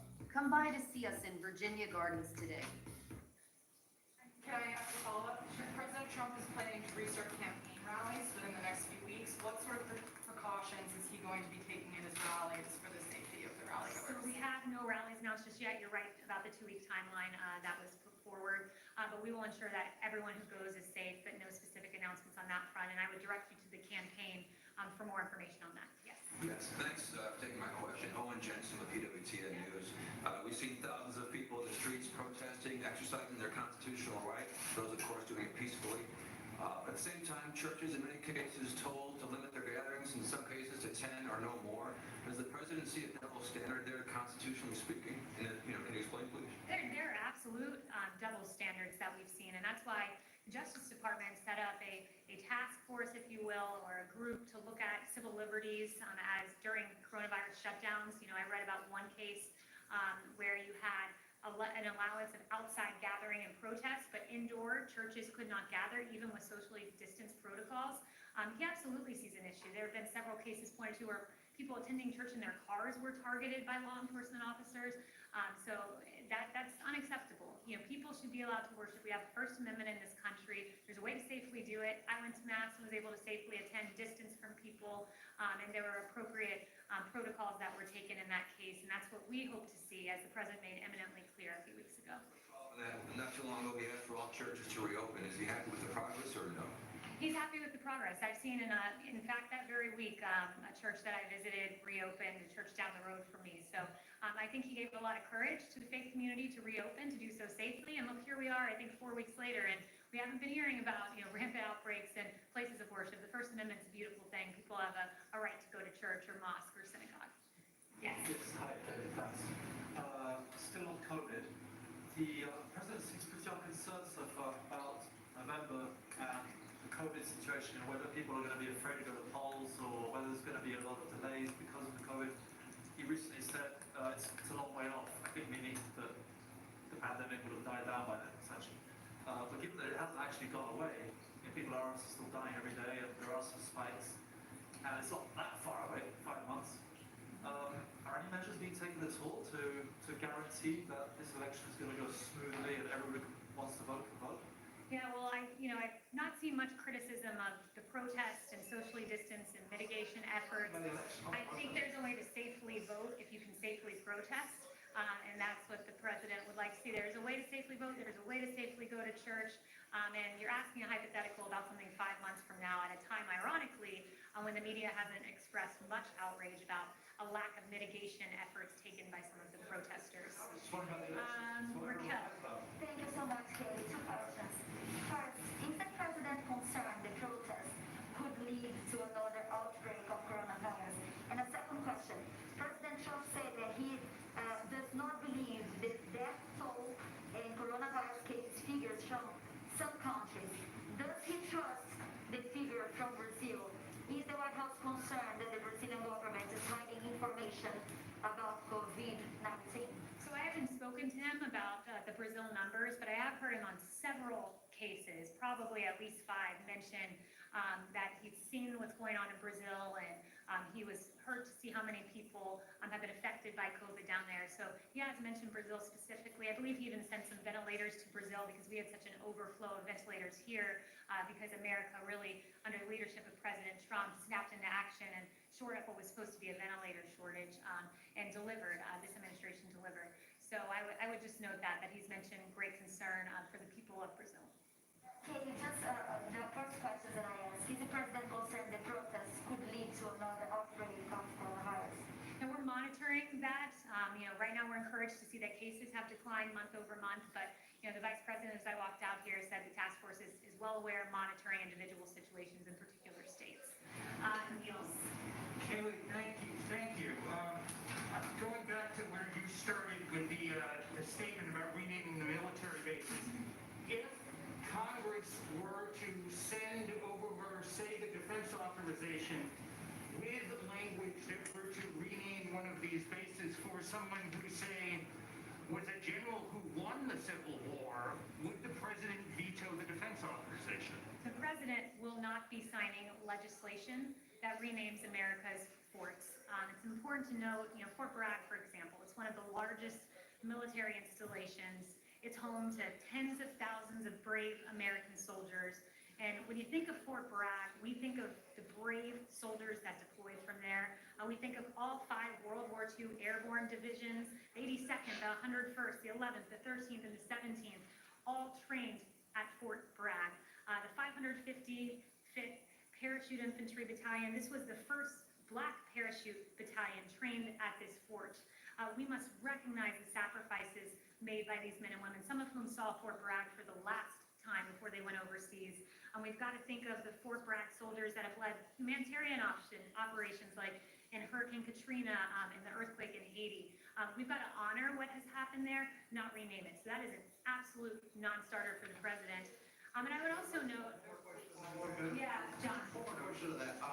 General David Tariffs is one of those people who went through Fort Bragg a number of times, even though his first command was at Fort Campbell, Kentucky. He penned a quite lengthy and detailed editorial about the reasons why those bases should be renamed, saying it's ironic that American soldiers and Marines are being trained at bases named for people who fought against the Union back in the Civil War, that many of the people for whom these bases are named were leaders held in questionable regard, but who were elevated during the Lost Cause movement. He goes on to say, we do not live in a country to which Braxton Bragg, Henry L. Benning, or Robert E. Lee can serve as an inspiration. What does the White House say to that particular point? Fort Bragg is known for the heroes within it that trained there, that deployed from there, and it's an insult to say to the men and women who left there, the last thing they saw on American soil before going overseas, and in some cases losing their lives, to tell them that what they left was inherently a racist institution because of a name. That's unacceptable to the president, and rightfully so. And I would also note, where do you draw the line here? I'm told that no longer can you find on HBO Gone with the Wind, because somehow that is now offensive. Where do you draw the line? Should George Washington and Thomas Jefferson and James Madison be erased from history? What about FDR and the internment camps? Should he be erased from history, or Lyndon Johnson, who has a history of documented racist statements? And finally, what about people that are alleged by the media to be segregationists? NBC tells us Joe Biden didn't just compromise with segregationists, he He fought for their causes in schools, experts say.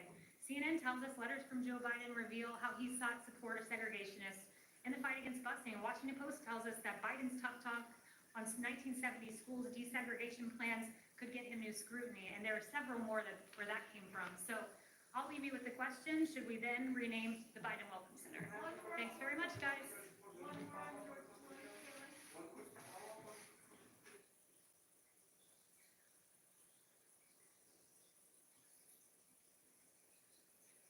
White House news briefing underway, just getting going now. Let's listen right here on News Now. Transition to greatness has officially begun. Friday's jobs report was encouraging, to say the absolute least. The jobs in this country, we had more than 2.5 million added. The prediction was that 7.5 million jobs would be lost. This was a 10 million swing toward the positive side, and in fact, the greatest number of jobs created in a single month on record. That is extraordinary. 225,000 manufacturing jobs, 464,000 construction jobs, and 1.2 million leisure and hospitality jobs were all added in May. Beyond that, the number of workers who reported being on temporary layoffs decreased by 2.7 million in May. And more than that, and this was a great number that was pointed out to me today by the CEA, 300,000 jobs were created for Black Americans in particular.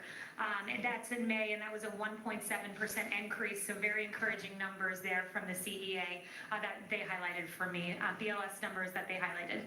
May's jump in average weekly hours also is an encouraging sign, because increasing hours is a sign that employers need to hire more workers to meet demand. For all private sector employees, average weekly hours increased by 0.5% to 34.7 hours, the highest level since the series began in 2006. 73% of small businesses are open. That is up from the 52% right before the April jobs report reference period. Also, workplace visits are up roughly 40% from its pandemic low. The stock market is absolutely soaring. We saw with the S&P that it had its greatest 50-day rally in history. The Dow likewise is also booming. The markets clearly have confidence in President Trump, the jobs president who created the hottest economy in modern history once and will do it again. Also, commentators and economists have noted how great this jobs report was. Yesterday, we saw Mohamed El-Arian, the chief economic advisor at Allianz, say this will go down in history as the biggest positive data shock for the markets and the economy, and you saw how surprised the markets were. They surged on Friday, capping a strong week with the NASDAQ closing at a record high. He said it was also very surprising to the economists. Not a single one thought that we would create jobs. Everybody expected the unemployment rate would go up. It did not. Also, senior economic correspondent at the New York Times, Neil Irwin, noted that we have to think that the May employment numbers count as a strong win for PPP supporters. Obviously, the president signed that into law and has been a big cheerleader of the PPP. Typical economists missed it by 10 million, as I noted at the top of the briefing. 10 million. That's bigger than the entire state of Michigan nearly, and that's how much economists were off. Why is this happening? Well, it's happening because America has taken note of the fact that we have a president who ushered in the hottest economy in modern history, record low unemployment for Black Americans, for Hispanic Americans, for the disabled, for our veterans. Paychecks were beginning to rise under the President Donald Trump economy. We have the great jobs creator in office, and America clearly has confidence in this president.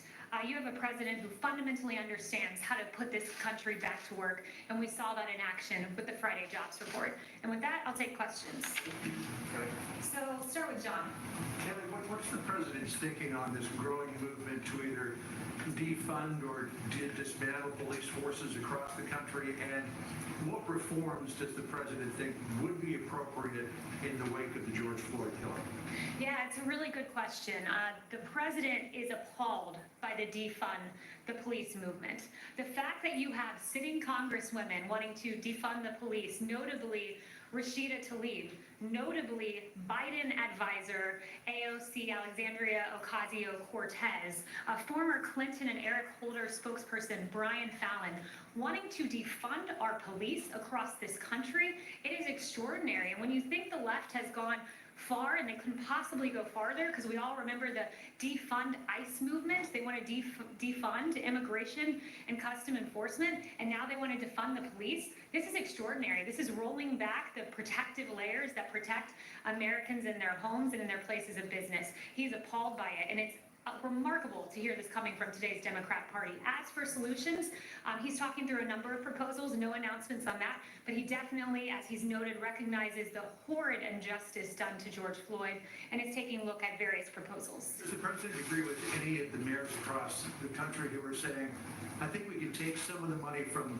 policing and put it toward other programs that could be effective in community development, which could lead to the potential for a lesser need for policing? Well, let's be clear. The mayor of LA wants to defund police, take money away from police. Mayor de Blasio, the mayor of New York, wants to take money away from police. That means cutting of police. That means reducing police departments. That means defunding police departments, if not getting rid of them entirely. No, he does not agree with that, and the rest of America does not agree with that. Caitlin, two questions for you. As you are going over your reforms and what you think is needed, does the president feel that there is systemic racism in law enforcement? The president's been very clear there are injustices in society. I've noted several for you that he's pointed out as a Republican primary candidate, noting the Sandra Bland video was absolutely horrible, noting George Floyd. There's a civil rights investigation into that. He definitely believes there are instances of racism, but look, he believes our law enforcement are the best in the world. He believes that by and large they are good people. The 750 who were injured defending this country from rioters and Antifa in the streets, as to be distinguished from the peaceful protesters, those 750 officers who were hurt defending our country were heroes, as was David Dorn, a police officer who lost his life, and Patrick Underwood, who also lost his life in the last week or so. But he doesn't think that there is systemic racism in law. He believes most of our police officers are good, hardworking people. There's a lot of evidence of that, and he has great faith in our police department. Okay, well, my second question. Does he still believe that NFL players who kneel as a form of protest against police brutality should be fired? The president is very much against kneeling in general. The president has made clear for years that kneeling is tied to our national anthem, that it does not respect our military men and women across this country. He's not a fan of the kneeling movement. He's made that very clear, particularly because he thinks it's disrespectful to our military, as the kneeling originated at the kneeling during the national anthem. You think they should be fired? I have no comments on that. He is against the kneeling movement, though, as he's noted on Twitter as recently as a few days ago. I say yes, he does still think they should be fired? I have no information on that, and I have not talked to him about that. Is Yes. there anything in the Democrats' policing act that the administration supports? Yeah, that legislation, first of all, the text of it hasn't even been given to us. I've not talked with the president about that yet. He hasn't reviewed it yet. He's looking at a number of proposals, but there are some non-starters in there, I would say, particularly on the immunity issue. You had AG Barr saying this weekend he was asked about reduced immunity, and he said, I don't think we need to reduce immunity to go after the bad cops, because that would result certainly in police pulling back, which is not advisable. So he hasn't reviewed the legislation, but AG Barr, as a member of the administration, noted this prior to the proposal coming out. Does the administration support the banning of the use of chokeholds? Look, the president, again, hasn't reviewed this piece of legislation. The president is looking at what's a state issue, what's a federal issue right now. He's currently reviewing proposals, actually, on this very topic about police reform, so I'll leave it to him and not get ahead of him on that. But certainly we believe that the appropriate amount of force should be used in any police interaction with an individual. But 2 weeks after all of this civil unrest, why does the White House not have a plan? The president said on Friday that his plan for combating racism is a strong economy. How does that work? Look, that's an important part of combating racism, is making sure that there's equal opportunity for Black Americans in this country. This president, we hear a lot of words from Democrats about criminal justice reform, that they wanted this. Well, they got it with President Trump reducing racial sentencing disparities via the First Step Act. Democrats talk about economic opportunity for Black Americans, people in vulnerable communities, and this president has done that with opportunity zones. It was a good start, more than 900 places, creating private investment to help people get on their feet to start businesses in this country. HBCUs, record funding. This president repeatedly, through his actions, stood up for the Black community, and a big piece of that is absolutely economic reform. And I'd finally note on the point of economic reform, the USMCA, these trade deals, the TPP, making sure that didn't take place, that directly advantaged hardworking men and women in Detroit who wanted their auto jobs. So his reformation with trade, and also opportunity zones is helping to ensure that Americans of all races have the same opportunity in the economic You landscape. say he will eventually have a police reform plan. He's looking at various proposals, so I won't get ahead of him. No announcements on that front, but he has been looking at them over the last few days. Yes. Yes. There are reports that the administration is going to be pulling troops from Germany. Can you say how many and when and where are they going? Now, what I would say on that is, first, we have no announcements at this time. I know there's reporting out there, but as of this moment, there are no announcements. The president's continually reassessing the best posture for the United States military forces and our presence overseas. We remain committed to working with our strong allies. Will he consult Angela Merkel before making the final decision? I'll leave that to the president. Again, no announcements at this time. And just one final, the new Lafayette Square fencing, do you have any indication on when that might be removed or taken down since the protests have become more peaceful, and who makes that decision? Yeah, I don't have any announcements with regard to the fencing. That's not something that's in White House control in terms of securing the perimeter. But what I would say is the president has recognized that the protests have largely been peaceful. Why have they been peaceful? It's because of the actions taken by this administration. If you'll notice, Minneapolis was in chaos until the National Guard came in, and then it was secure. You had outside here in Lafayette Park, I noted the 750 law enforcement officers that were injured across the country. Well, 1/5 of those were in DC, and the vast majority in Lafayette Park. And once the National Guard came in, DC was secure. That Monday decision by the president of encouraging governors to surge the National Guard made the difference. And the president's recognized now that the protests are peaceful. He's recommended a winding down of the National Guard, very peaceful protest over the weekend. So with regard to the security of the building, not a decision for the White House. Would refer you to Secret Service and Park Services on that. But the president has recognized the peaceful protesting and is encouraged by that. Yes, Jen. Kaylee, on Hong Kong, can you say when will the administration revoke Hong Kong's trade status? And also, do you think that that move will be the only thing the administration does? Is there something else planned? And do you think that China will listen? Are you seeing any signs of China relenting on Hong Kong? Yeah, we haven't seen any updates from China thus far. No announcements with regard to the timing of that, but the president has been very clear that China has placed its promise of one country, two systems, with one country, one system, which is what led the administration to make the announcement that it would begin eliminating policy exemptions that were given to Hong Kong, the special treatment that they once had. Yes, Steve. Is there any, a week after what we saw in Lafayette Park last Monday night, are there any people here in this building who believe that, or does the president believe that perhaps things went the way they shouldn't have gone? Is there any regret on the part of the president or anyone here about how people were treated, people who were peacefully protesting, and how they were rushed out so violently? No, there's no regrets on the part of this White House because, look, I'd note that many of those decisions were not made here within the White House. It was AG Barr who made the decision to move the perimeter. Monday night, Park Police also had made that decision independently when they saw the violence in Lafayette Square. And before these protesters were moved by Park Police and they issued that tactical order, there were 3 loud warnings. And as I believe it was AG Barr on Face the Nation noted, that some of those protesters moved back and adhered to the warning, but others of those protesters started hurling objects, and that was unacceptable. And Park Police acted as they felt they needed to at that time in response, and we stand by those actions. The country and the world saw this violent clash between people who were otherwise peacefully protesting, but really the president is not sorry for the way things went? No, the president is sorry about the fact that Antifa wreaked havoc in our streets and the failure of some members of the media to note that. Like CNN's Chris Cuomo said, show me where it says protesters are supposed to be peaceful. Well, I point him to the First Amendment where it says that you have the right to, quote, peaceably assemble. He should go back and read the Constitution.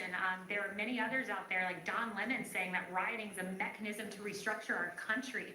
burning down St. John's, using a pick to literally like carve out, as we saw in that video, concrete from the sidewalk to hurl at officers, that's not peacefully protesting. The actions of the rioters were not in keeping with the First Amendment.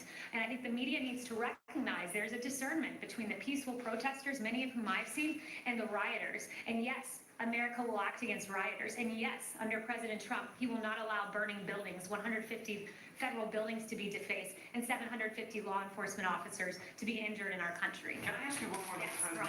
Brian. Oh, I like the blue suit. That's a really snazzy look. Yeah. Just to follow up on that, you do know that the burning of St. John's happened on Sunday nights, and a lot of the violence that you were talking about, that happened on Sunday night. What he was asking about was Monday, when, as anyone who was down there knows, it was almost exclusively peaceful, especially in the moments before the chemical munitions were used on those protesters. So, did you want to clarify that about the burning of St. John's? Because that happened on a different day. Yeah, the burning of St. John's is what prompted the decision to move the perimeter. It's what prompted Park Police to say that evening, the perimeter must be moved. It's what prompted, yes, it's what prompted AG Barr to agree with that decision on Monday morning that the perimeter needed to be moved. But when you hurl objects at Park Police, when you don't move after 3 orders are given, Park Police acted appropriately. When the shield of Park Police was batted down, when one person tried to grab a Park Police officer's weapon, that's not peaceful by any definition of the word. And one question on the area in front of the White House is now officially known as Black Lives Matter Plaza. Does the president agree with that decision?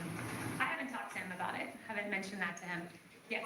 Does he agree in general the way that Mitt Romney stated over the weekend he does with the core message of Black Lives Matter?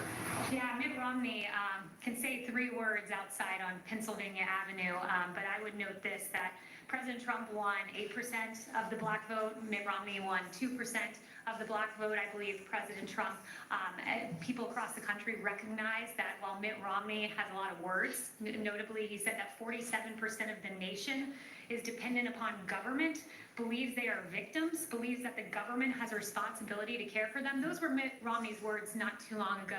The president takes great offense to those words. That's not America. Guess what America is? It's when given opportunity via a Trump opportunity zone, belief that Americans of all races can rise to the occasion and achieve, belief in HBCUs and giving funding, record funding to HBCUs, because we need to enable education in our country and school choice. Those kind of actions on the part of the president stand in stark contrast with the very empty words of Senator Romney.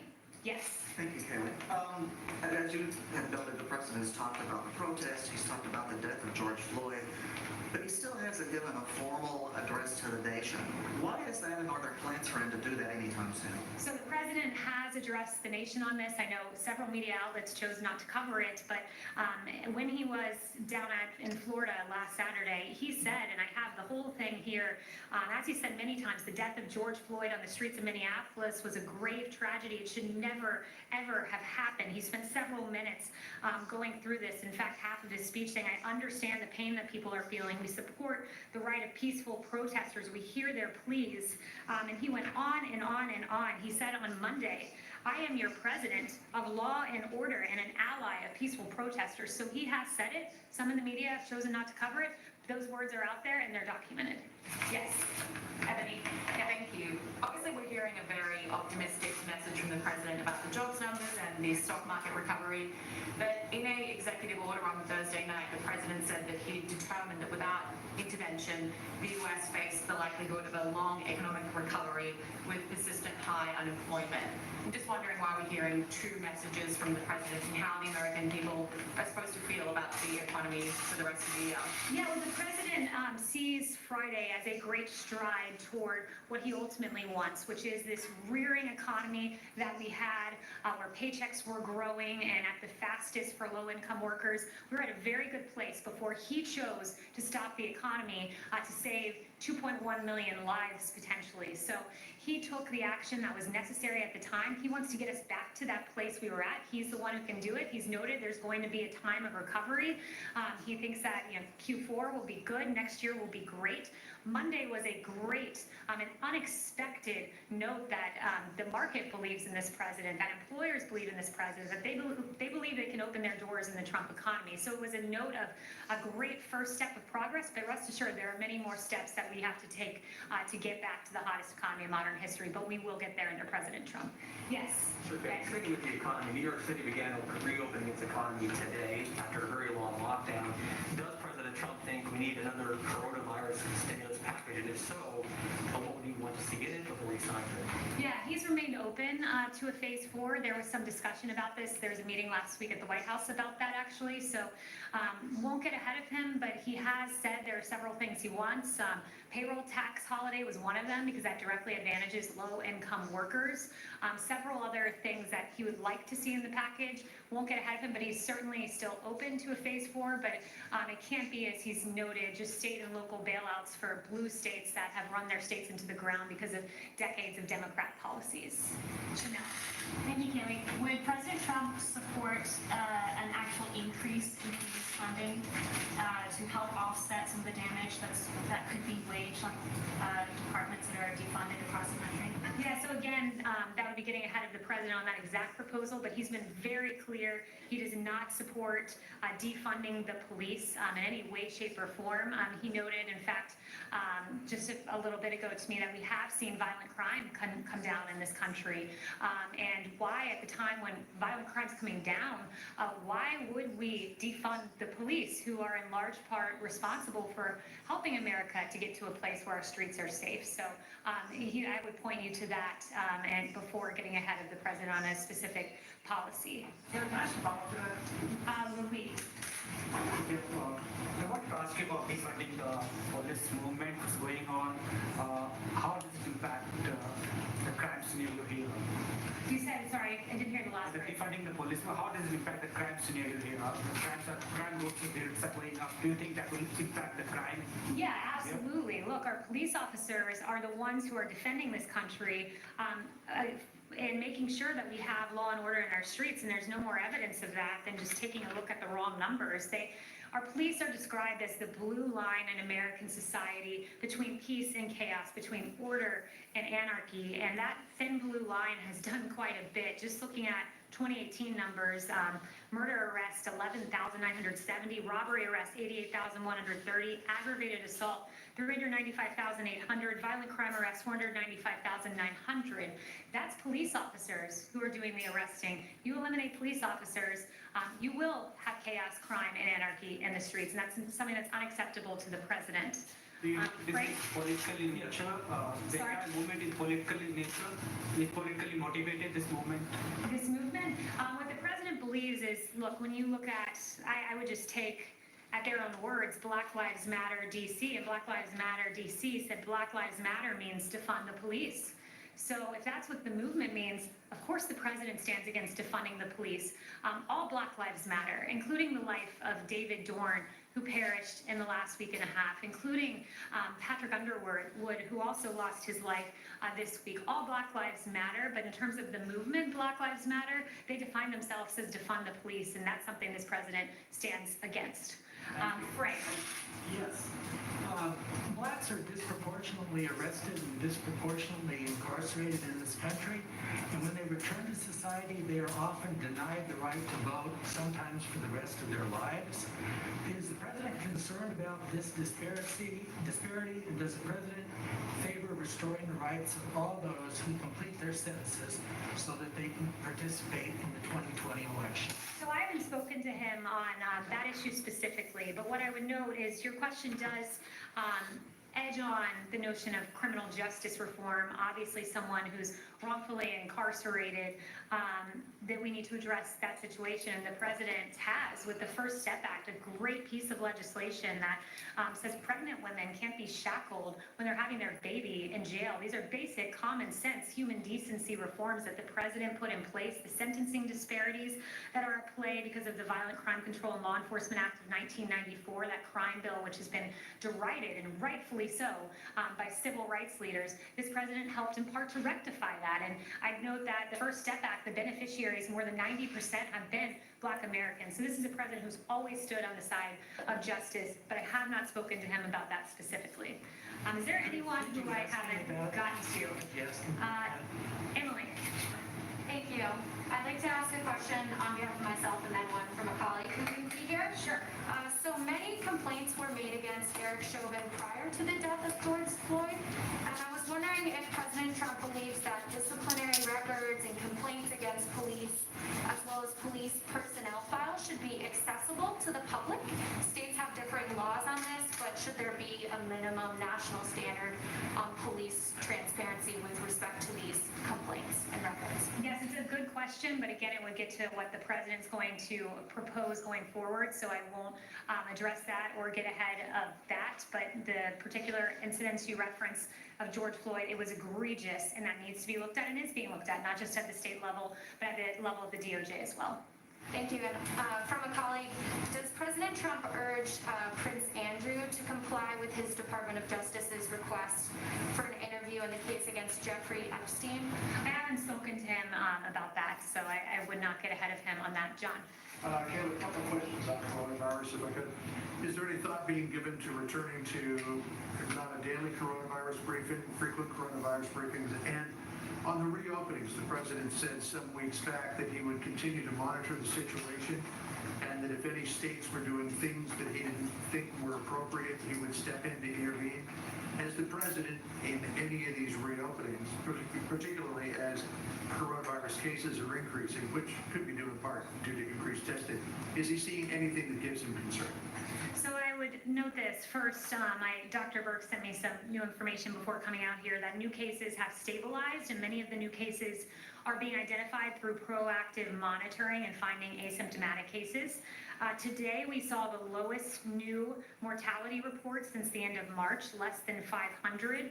And testing continues to expand with over 20 million done and more than 6% of Americans being tested, and in 7 states, nearly 10% of the population. So we are heading in a positive direction even as we begin to safely reopen. But again, has the president seen anything that causes him concern? I would note again the encouraging signs put forward by Dr. Birx. He's seen the country safely reopen, and I would also just note some of the media contradictions here, certainly not referring to you specifically, John, but just a little more broadly, that there isn't an outcry about social distancing among the protests. And I mean, I saw one network with footage of the Ozarks and complaining about social distancing in the Ozarks, and then seamlessly transitioning into protest footage and not suggesting that there was a problem with the lack of social distancing. So I think we have to be very consistent here. And one note that I really wanted to get in, should have weaved it in earlier, but I think it's important, is just there's so much focus on our police officers right now. There are absolute cases of injustices. Our heart breaks for those cases, but I just want to note some of the great things our police have done last year alone. In Alaska, retired cop Ken Castro jumped in freezing water to help victims to safety after a plane crash. In Idaho, a woman said, "He saved my son's life," commenting on a cop who saved her disabled son. In Maine, a detective was killed while helping a motorist. In Rhode Island, a baby who was choking was saved by an officer. In Maryland, an officer was hailed for intervening in an active shooting incident. In North Carolina, police thwarted a mass shooting. In Ohio, police took down a mass shooter at a bar. In Wisconsin, a terminally ill girl was visited by 40 officers and canines. In New York, Officers Bies and Officer Roman of the NYPD responded to an incident involving a homeless man. They bought him new glasses, a haircut, and a new suit, and they helped him to find a job. In Detroit, Michigan, an officer helped a homeless man struggling to shave in the streets. In Virginia, officers could be seen playing with little girls, playing dolls with them on the street. And in Arizona, Charlie called 911 asking for a Happy Meal mistakenly, and police delivered. This is who our great law enforcement officers are, and we should remember that. Thank you so much.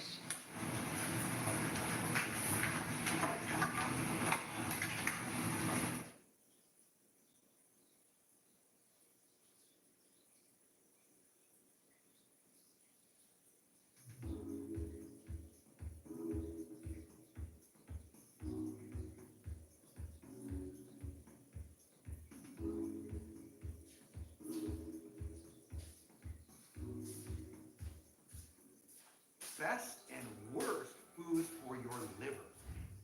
Artichokes, they are really good for bile production, which can help to clean your liver. Not properly washing your fruits and vegetables.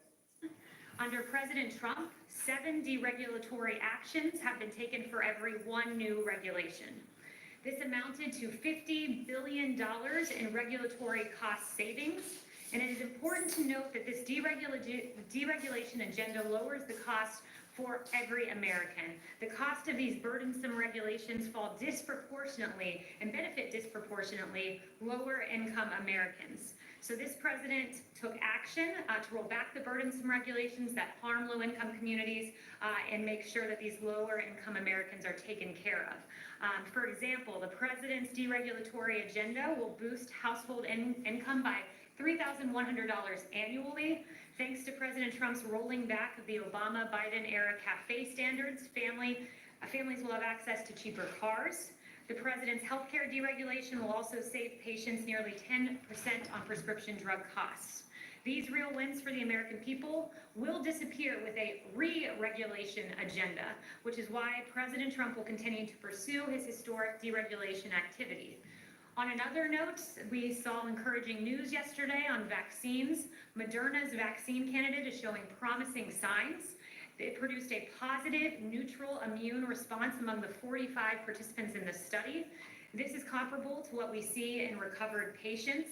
And the bottom line is that so far we are seeing exactly what you would hope to see in a vaccine.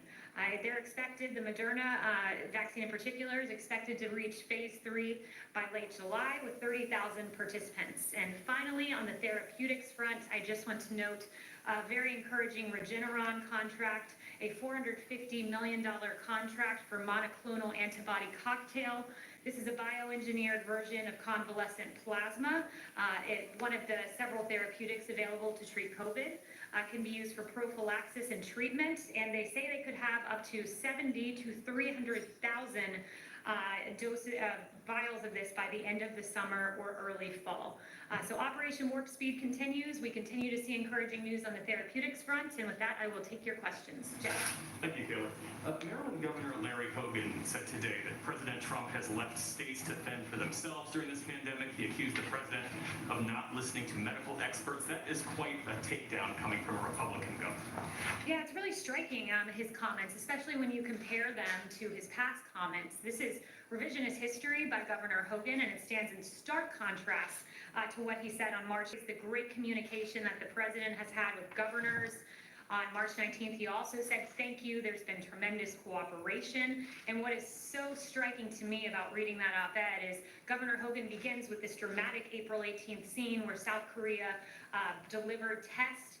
But just the day prior, he said something entirely different. He, in fact, thanked the president for the progress we've seen in federal and state coordination in recent weeks and went on to praise testing capabilities. He said with regard to some of the top needs of states, including ventilators and testing capabilities. So 24 hours before this dramatic opening scene of his op-ed, he literally was praising the president of the United States for delivering on testing. And how do you explain that President Trump is trailing his opponent by double digits both nationally and in battleground states, with majorities disapproving of his handling of race relations and the coronavirus? So that would be a question for the campaign when it comes to campaign polling, but what I would say is we believe this president has great approval in this country. His historic COVID response speaks for itself with delivering on ventilators and testing, leading the world in the amount of testing we've provided, therapeutics, the 13 vaccine candidates, the Moderna example that I pointed out to you. This president's response has been historic. We believe his support in this country reflects that, but with pertaining to battleground polling or campaign-related polling, I'd refer you there. Yes. Haley, we've seen the president hold a range of public events this week, but none of those events have been focused on the coronavirus. Why not? The president's routinely focused on the coronavirus. I think you'll be hearing more about what we're doing in the coming week. He's hard at work. We talk about COVID every day from this podium. The task force is hard at work, and I'm glad you asked about COVID in particular, because I just want to read through some of the things that we are doing, which I think is most important than what we're saying is what we're doing. And the White House has engaged in travel. Dr. Birx to Louisiana, Mississippi, Alabama, Georgia, and South Carolina. I spoke with Dr. Birx this morning. She's in Georgia today. heading to South Carolina tomorrow. HHS has deployed 19 teams across the country. We identify not where we see embers, but pre that. We identify where we might see an emergence, and we send teams there to address it in advance. So we're proactive. Dr. Birx routinely sends real-time data to governors. She gives them governors' reports on remdesivir. We've surged it to Texas, Florida, California, Arizona. 65,000 vials went to these 4 states, and we're also surging testing sites. So we're doing stuff each and every day. But surely you would agree this is the biggest challenge facing the public right now. Why aren't we seeing it as the president's biggest public priority? The president's focusing on a lot. Look, the president just yesterday held a big press conference, if you will, or an unveil in the Oval Office about MS-13.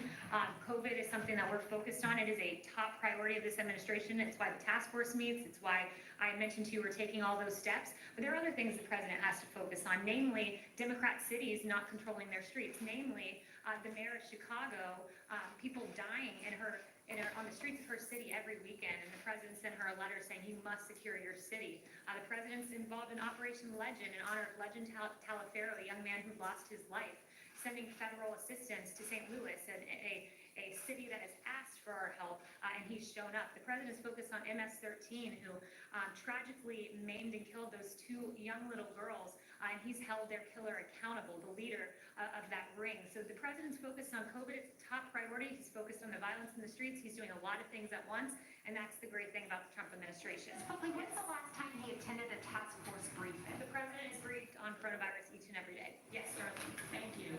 Does the White House agree that it's not helpful for people to wait 7 days or longer to get the results of their coronavirus tests? And is the White House going to do anything to try to shorten those wait times so that people can get their results sooner? So we've done more than any country in the world on testing. There's no doubt about that. 42 million tests. The country with the next highest number is India at 12 million. There are various different types of tests in this country. Some take longer to process than others, but we have surged testing to the states. We encourage them to use it to their best ability and to process those tests as quickly as possible. Yes, Okay, and to follow up on that, it's not just about the quantity of testing, it's about the quality of testing. So is the administration doing anything specifically to make all the tests out there return quicker results? Because, a lot of health experts are worried that when people have to wait 7 days or longer, they're out here spreading the disease unknowingly. So as I noted, there are several different types of tests. There's the rapid response test. There are other tests that take longer. Dr. Birx and Admiral Joie are constantly out there advising on testing and how to process these tests. Ultimately, we can give the states the supplies, but they've got to use them in the best way possible to get results as quickly as possible. But rest assured, our team's fully engaged from Admiral Joie to Dr. Birx and others. And Admiral Joie shared with me, we have 552 sites testing in America in 48 states and the District of Columbia. 65% of these sites are located in counties with moderate to high social vulnerability, and 201 additional sites will be going live this week, and that's on top of the 1,300 federally qualified health centers that are out there testing as well, and the commercial testing sites. Talk like more white people are killed as an answer to why Black people are still being killed by police officers. But by population percentages, Black people are about 3 times more likely than white people to die in a police encounter. If the president won't even acknowledge that, how can he fix the problem? The president has routinely acknowledged and expressed the absolute atrocity of the case of George Floyd, and his heart goes out to that family still. He was noting a fact that there were, when you look at unarmed killings with police interactions in this country, that you had 9 unarmed Black individuals who were fatally shot and 19 unarmed white individuals. That's down from 38 and 32 respectively in 2015. So the numbers have actually come down since the Obama administration. He was making that point, but one point he wants to strongly make is this, that Black men and women who die of homicide, they are likely to die of homicide at 8 times greater than that of white individuals and Hispanics combined. That's the rate combined. So that's an extraordinary thing that we want to look at. I've listed for you the names of these kids who have died across this country. It is unacceptable, and under this president, he'll take action. In the derelict mayor of Chicago, She's doing such an amazing job, man. She's just answering the questions perfectly as opposed to Pierre from the previous administration. I don't know what this Asian lady's trying to pull off with the whole all black people and what. Like, get out of here with that foolishness. So I have no announcements on that front. but Why is everybody wearing masks? Is it for the new outbreak of TB, tuberculosis? He's not ruled out any options with regard to China. Yes. Yeah. Thanks, Kaylee. Does the White House have a reaction to the introducing new high-strength bulletproof vests made like armor now available in the U.S. for your safety? Happened on Twitter last night. And do you have any broader concerns, or does the president have any broader concerns about using that platform to issue not only his own opinions, but official policy pronouncements, given its apparent vulnerability to hacking? Yeah, so I spoke with Dan Scavino before coming out here. My team did, and Dan has been, and his team in digital have been in constant contact with Twitter. She's so well-rounded, man. It's ridiculous. Like, she has all the answers for every question. His account was secure and not jeopardized during these attacks. Okay, I just want to follow up to Luigi's question. Breath of fresh air, man. Data that you were just referring to, are you saying that the president did have data to back up his claim that more white people are killed by police officers than black people? Yeah, and I've already read out that data to you. I don't think we followed it. I've already read out that data to you, and you can go fact check on the Washington Post. Yes. Really, two quick questions. First, Congressman Steve Watkins of Kansas has been charged with 3 felonies in a voter fraud case. Obviously, the president campaigned with him in 2018, and he's repeatedly expressed concern for voter fraud. So, does he have a reaction to that? That's the first I'm hearing of that. I haven't spoken to the president of it. He does have very real concerns about voter fraud, and he's mentioned several of those. And there's yet more information that there is rampant voter fraud when you have mass mail-in voting. In 2016, as the president has noted, about 1% of absentee ballots nationwide were thrown out, and it could be much higher this year as many people vote by mail for the first time. That's one of the flaws with mass mail-in voting. But beyond that, we've seen a number of reports out of New Jersey that found a U.S. Postal Service vehicle that may have been carrying mail-in ballots that was caught on fire, this truck. This was recent. Also, in the New Jersey Star-Ledger on June 22nd, this was very striking. 500 to 700 Republicans received ballots with all Democrat candidates. They were erroneous mail-in ballots that had been voided and then reissued. And the slate of candidates on these ballots was all Democrat from Joe Biden down to dog catcher, and these were supposed to be Republican ballots. Those are 3 recent examples, and there are many more. Quick second question, Kaylee. When the president made the initial decision to move the Republican National Convention from Charlotte to Florida, he said that it was because the North Carolina governor was in a shutdown mood, and then he was playing politics because he didn't want to pack an indoor stadium to full capacity. He also said that the cost for North Carolinians would be an important president now. All of the jobs and economic development the convention would bring. So all of that money, all of that time, all of that cost to jobs and economic development to North Carolinians for the same result, right? Because they're training the convention in Florida. What does the president have to say to North Carolinians? The president loves the people of North Carolina. They're well aware of that. The president wanted to be able to hold his convention, which is why it was moved to Jacksonville. And for anything further, I'd refer you to the RNC. Yes. Thank you, Kaylee. The president has talked about an executive order on immigration coming soon. He's also talked about protections for DACA recipients. It's been unclear, though, whether those protections, the path to citizenship that the president talked about, will be included in the executive order. So I was hoping you could clarify, will the path to citizenship protections for DACA be part of the executive order? So what I would say is this, as the president announced, he's working on an executive order to establish a merit-based immigration system. That would be the intent of the executive order. But the president has long said that he would look for a legislative solution on DACA, and he would work with Congress to pursue that legislative solution, and one that could include citizenship, along with other strong border security and permanent merit-based reforms. So that is something he would work with Congress on. Yeah, and the executive order would pertain to the merit-based portion of that. His second question on the schools. The vice president talked about some of the new guidelines or new for CDC coming out this week. Is that still the plan? Are those going to come out this week? Is there any chance that this is being rethought at this time? So those are CDC guidelines you're referencing, so I'll leave it to CDC as to when those guidelines come out. But we really would like to see schools open. As has been clear, we don't think our children should be locked up at home with devastating consequences when it's perfectly safe for them to go to school, as emphasized by many medical experts. So the president is very keen on seeing schools reopen. It's the only thing that's fair to America's children. Yes. Thanks, Kaylee. Two quick questions for you. On Wednesday, the CDC director said, quote, if all of us would put on a face covering now for the next 4 weeks, 6 weeks, I think we could drive this epidemic into the ground. Admiral Giroir has made similar comments. The CDC director called it our, quote, major defense. I'm wondering if the president would consider at any point a nationwide mask mandate. Well, the president has said that he would wear a mask if he was in a place where he couldn't be appropriately social distanced. He did wear a mask this weekend when he visited the hospital. So he has shown that he'll wear a mask, and not only that, that he would wear one if he wasn't socially distanced, as evidenced by his own actions. We leave it to localities to make the decisions with regard to face coverings, and the CDC guidelines remain the same today, recommended but not required. And quick second question for you. You were saying earlier that the president is very concerned about local officials who are not taking actions about deaths in their cities. You also said he was appalled by what happened to George Floyd. In March, a 26-year-old black woman named Breonna Taylor was killed while sleeping in her home. The 3 officers involved in that case in Kentucky have not been arrested or fired.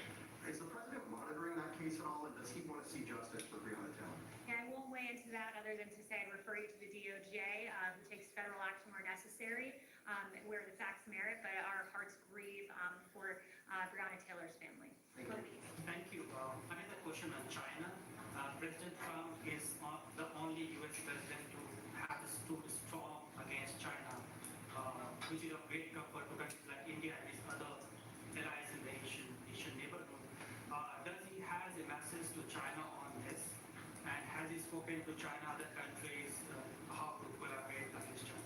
Thank you, Walid. I did see your question earlier, and I brought it to the president, and he said, I love the people of India, and I love the people of China, and I want to do everything possible to keep the peace for the people. Thank you. Yes, the question that flows from 2 events that we saw recently that we wouldn't have seen at previous White Houses. The first was the campaign meeting in the cabinet room last month, and then the political speech in the Rose Garden this week. Can you talk about your understanding of what the White House policy is for this White House as far as politics? Is there any place in the White House where you think politics is inappropriate? And where do you draw the line? We act in accordance with the Hatch Act. It's well established that the president and vice president are not subject to the Hatch Act. It says this much in the Hatch Act. It says that the Hatch Act applies to executive branch employees, which is defined in the Hatch Act as employee, meaning any individual other than the president and the vice president. So his speech in those regards is entirely appropriate. The Hatch Act has nothing to do with this. What? It has everything to do with this. Go read the Hatch Act. That's what you're alleging that is problematic for the president. What your real problem was the fact the president gave a very good, powerful speech from the Rose Garden. Owen.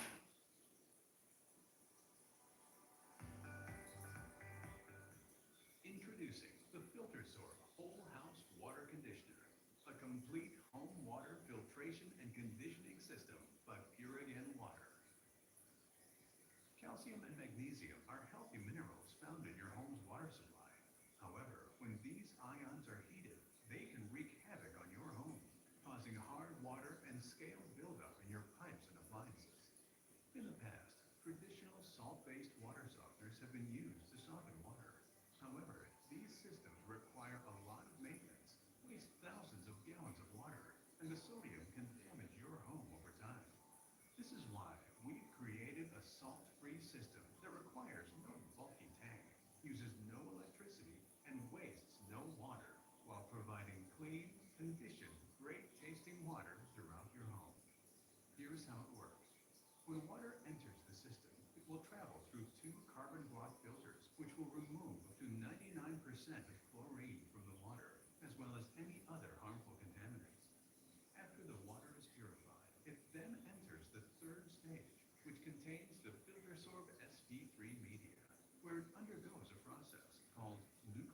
oxygen-assisted crystallization.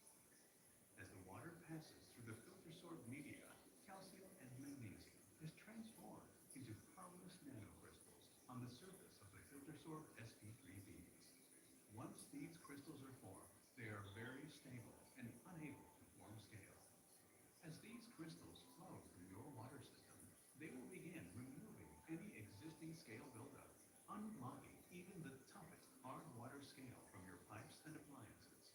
Furthermore, because our system is neutralizing the hard mineral ions instead of removing them, it will provide you and your family with the cleanest, purest, and most delicious mineral water you've ever tasted. Most importantly, when you purchase the FilterSorb Whole House system, you will also receive lifetime servicing at no additional cost, which guarantees that your system will always be working at peak performance, and you will never pay for a service call for as long as you own the system. For more information or to schedule a free in-home consultation, contact Pure Again Water today and give your family the gift of clean, healthy, great-tasting water.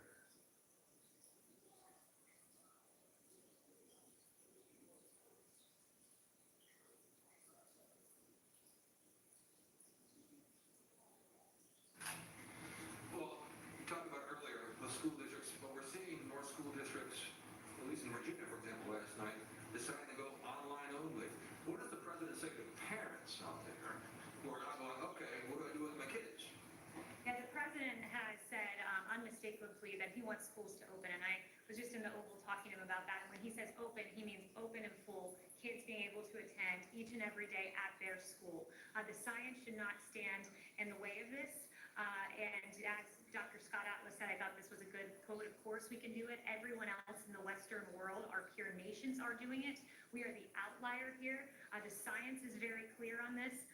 That, you know, for instance, you look at the JAMA pediatric study of 46 pediatric hospitals in North America that said the risk of critical illness from COVID is far less for children than that of seasonal flu. The science is on our side here. We encourage for localities and states to just simply follow the science, open our schools. It's very damaging to our children. There's a lack of reporting of abuse.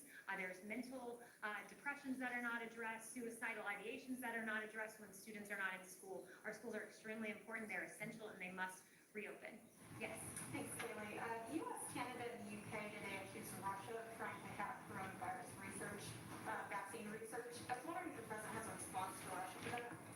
Yeah, so the one thing I would say about that, and it was announced earlier today, is that we worked very closely with our allies to ensure that we would take measures to keep that information safe, and we continue to do so. We're aware of those activities. Yes. Janelle.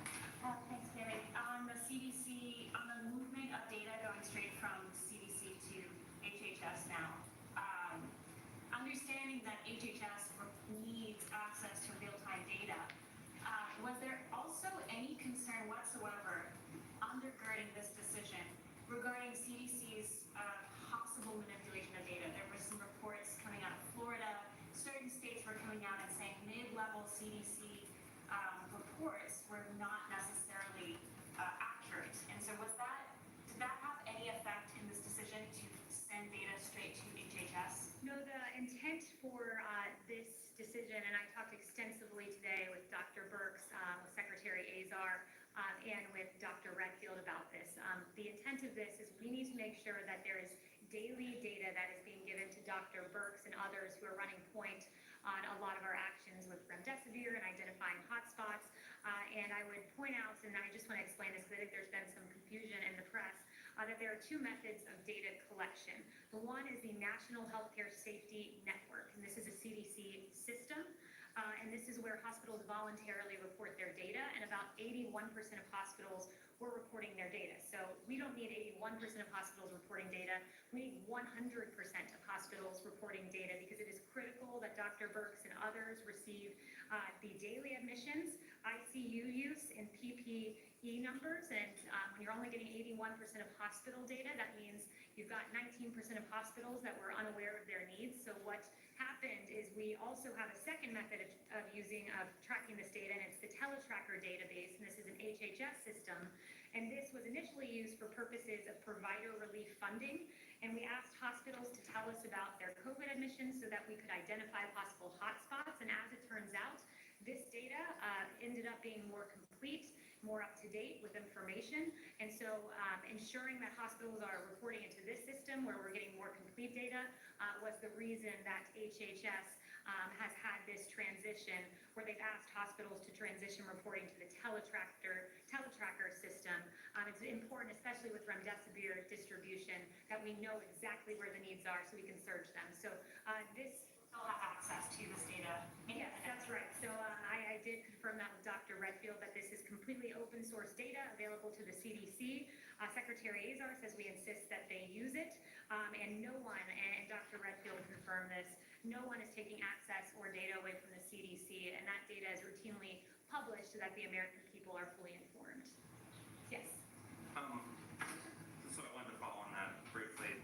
There's been some complaints, particularly among independent modelers who are using the CDC data that was updated daily to sort of put out their public models, some of which the White House has relied on, that now those dashboards have been taken down. So I'm wondering if the administration would sort of commit to making the broader database a bit more available to the public. The CDC database is the public data that's been out there. It'll continue to be public. It should be public. And this is all about getting more data out there, not less data, and ensuring in particular that our doctors get that daily data. And one thing that I'd also like to point out for everyone is just with regard to testing, we've done more than 42 million tests, as I noted. The second highest number is 12 million from India. We're leading the world in testing. It's a very stark contrast, and the president mentioned this yesterday, so I just wanted to put some additional information out there. It was actually CBS reporting that in 2009, under Obama-Biden, quote, and this is CBS reporting, CDC abruptly advised states to stop testing for H1N1 flu and stop counting individual cases. So while this president surged testing under the Obama administration, they stopped testing entirely. And Ron Klain, Vice President Biden's former chief of staff, said this: it is purely a fortuity that H1N1 isn't one of the great mass casualty events in American history. It had nothing to do with us doing anything right. This is former VP Biden's chief of staff. It just had to do with luck.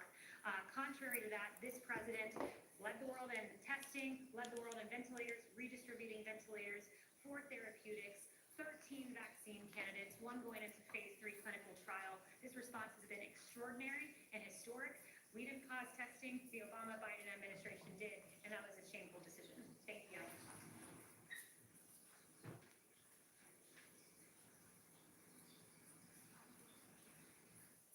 All right, Kaylee, wrapping up there at the White House. Now let's go out live, everyone, on coronavirusnow.com to the update in Ohio from the governor there.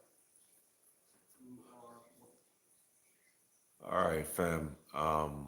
That is pretty much it for the day. So I appreciate you guys watching with me. Appreciate you guys checking out all this information. She's very eloquent. She's very well versed in obviously the things that she does. She seems like she has a great staff behind her. She seemed well prepared, and I think from now on going forth, I think she's going to be a breath of fresh air as opposed to Miss Spear from the Harris Biden administration. She was just a train wreck. And I know it wasn't her fault because she, it was just how they programmed her. She couldn't do any better. But the fact that the first interview she did where she had that, the cross around her neck, I'm like, yeah, it's time for a change, a breath of fresh air. The previous administration didn't even acknowledge the name of Jesus Christ, you know what I mean? And that alone, for me was like, yo, this previous administration was just for me. So the fact that this young lady came in, she's so eloquent, she's well versed in the things that she's talking about. She's spoken to the right people who she's supposed to talk to before she even comes out and do each press conference means that we are in for a treat. She's answering all the questions.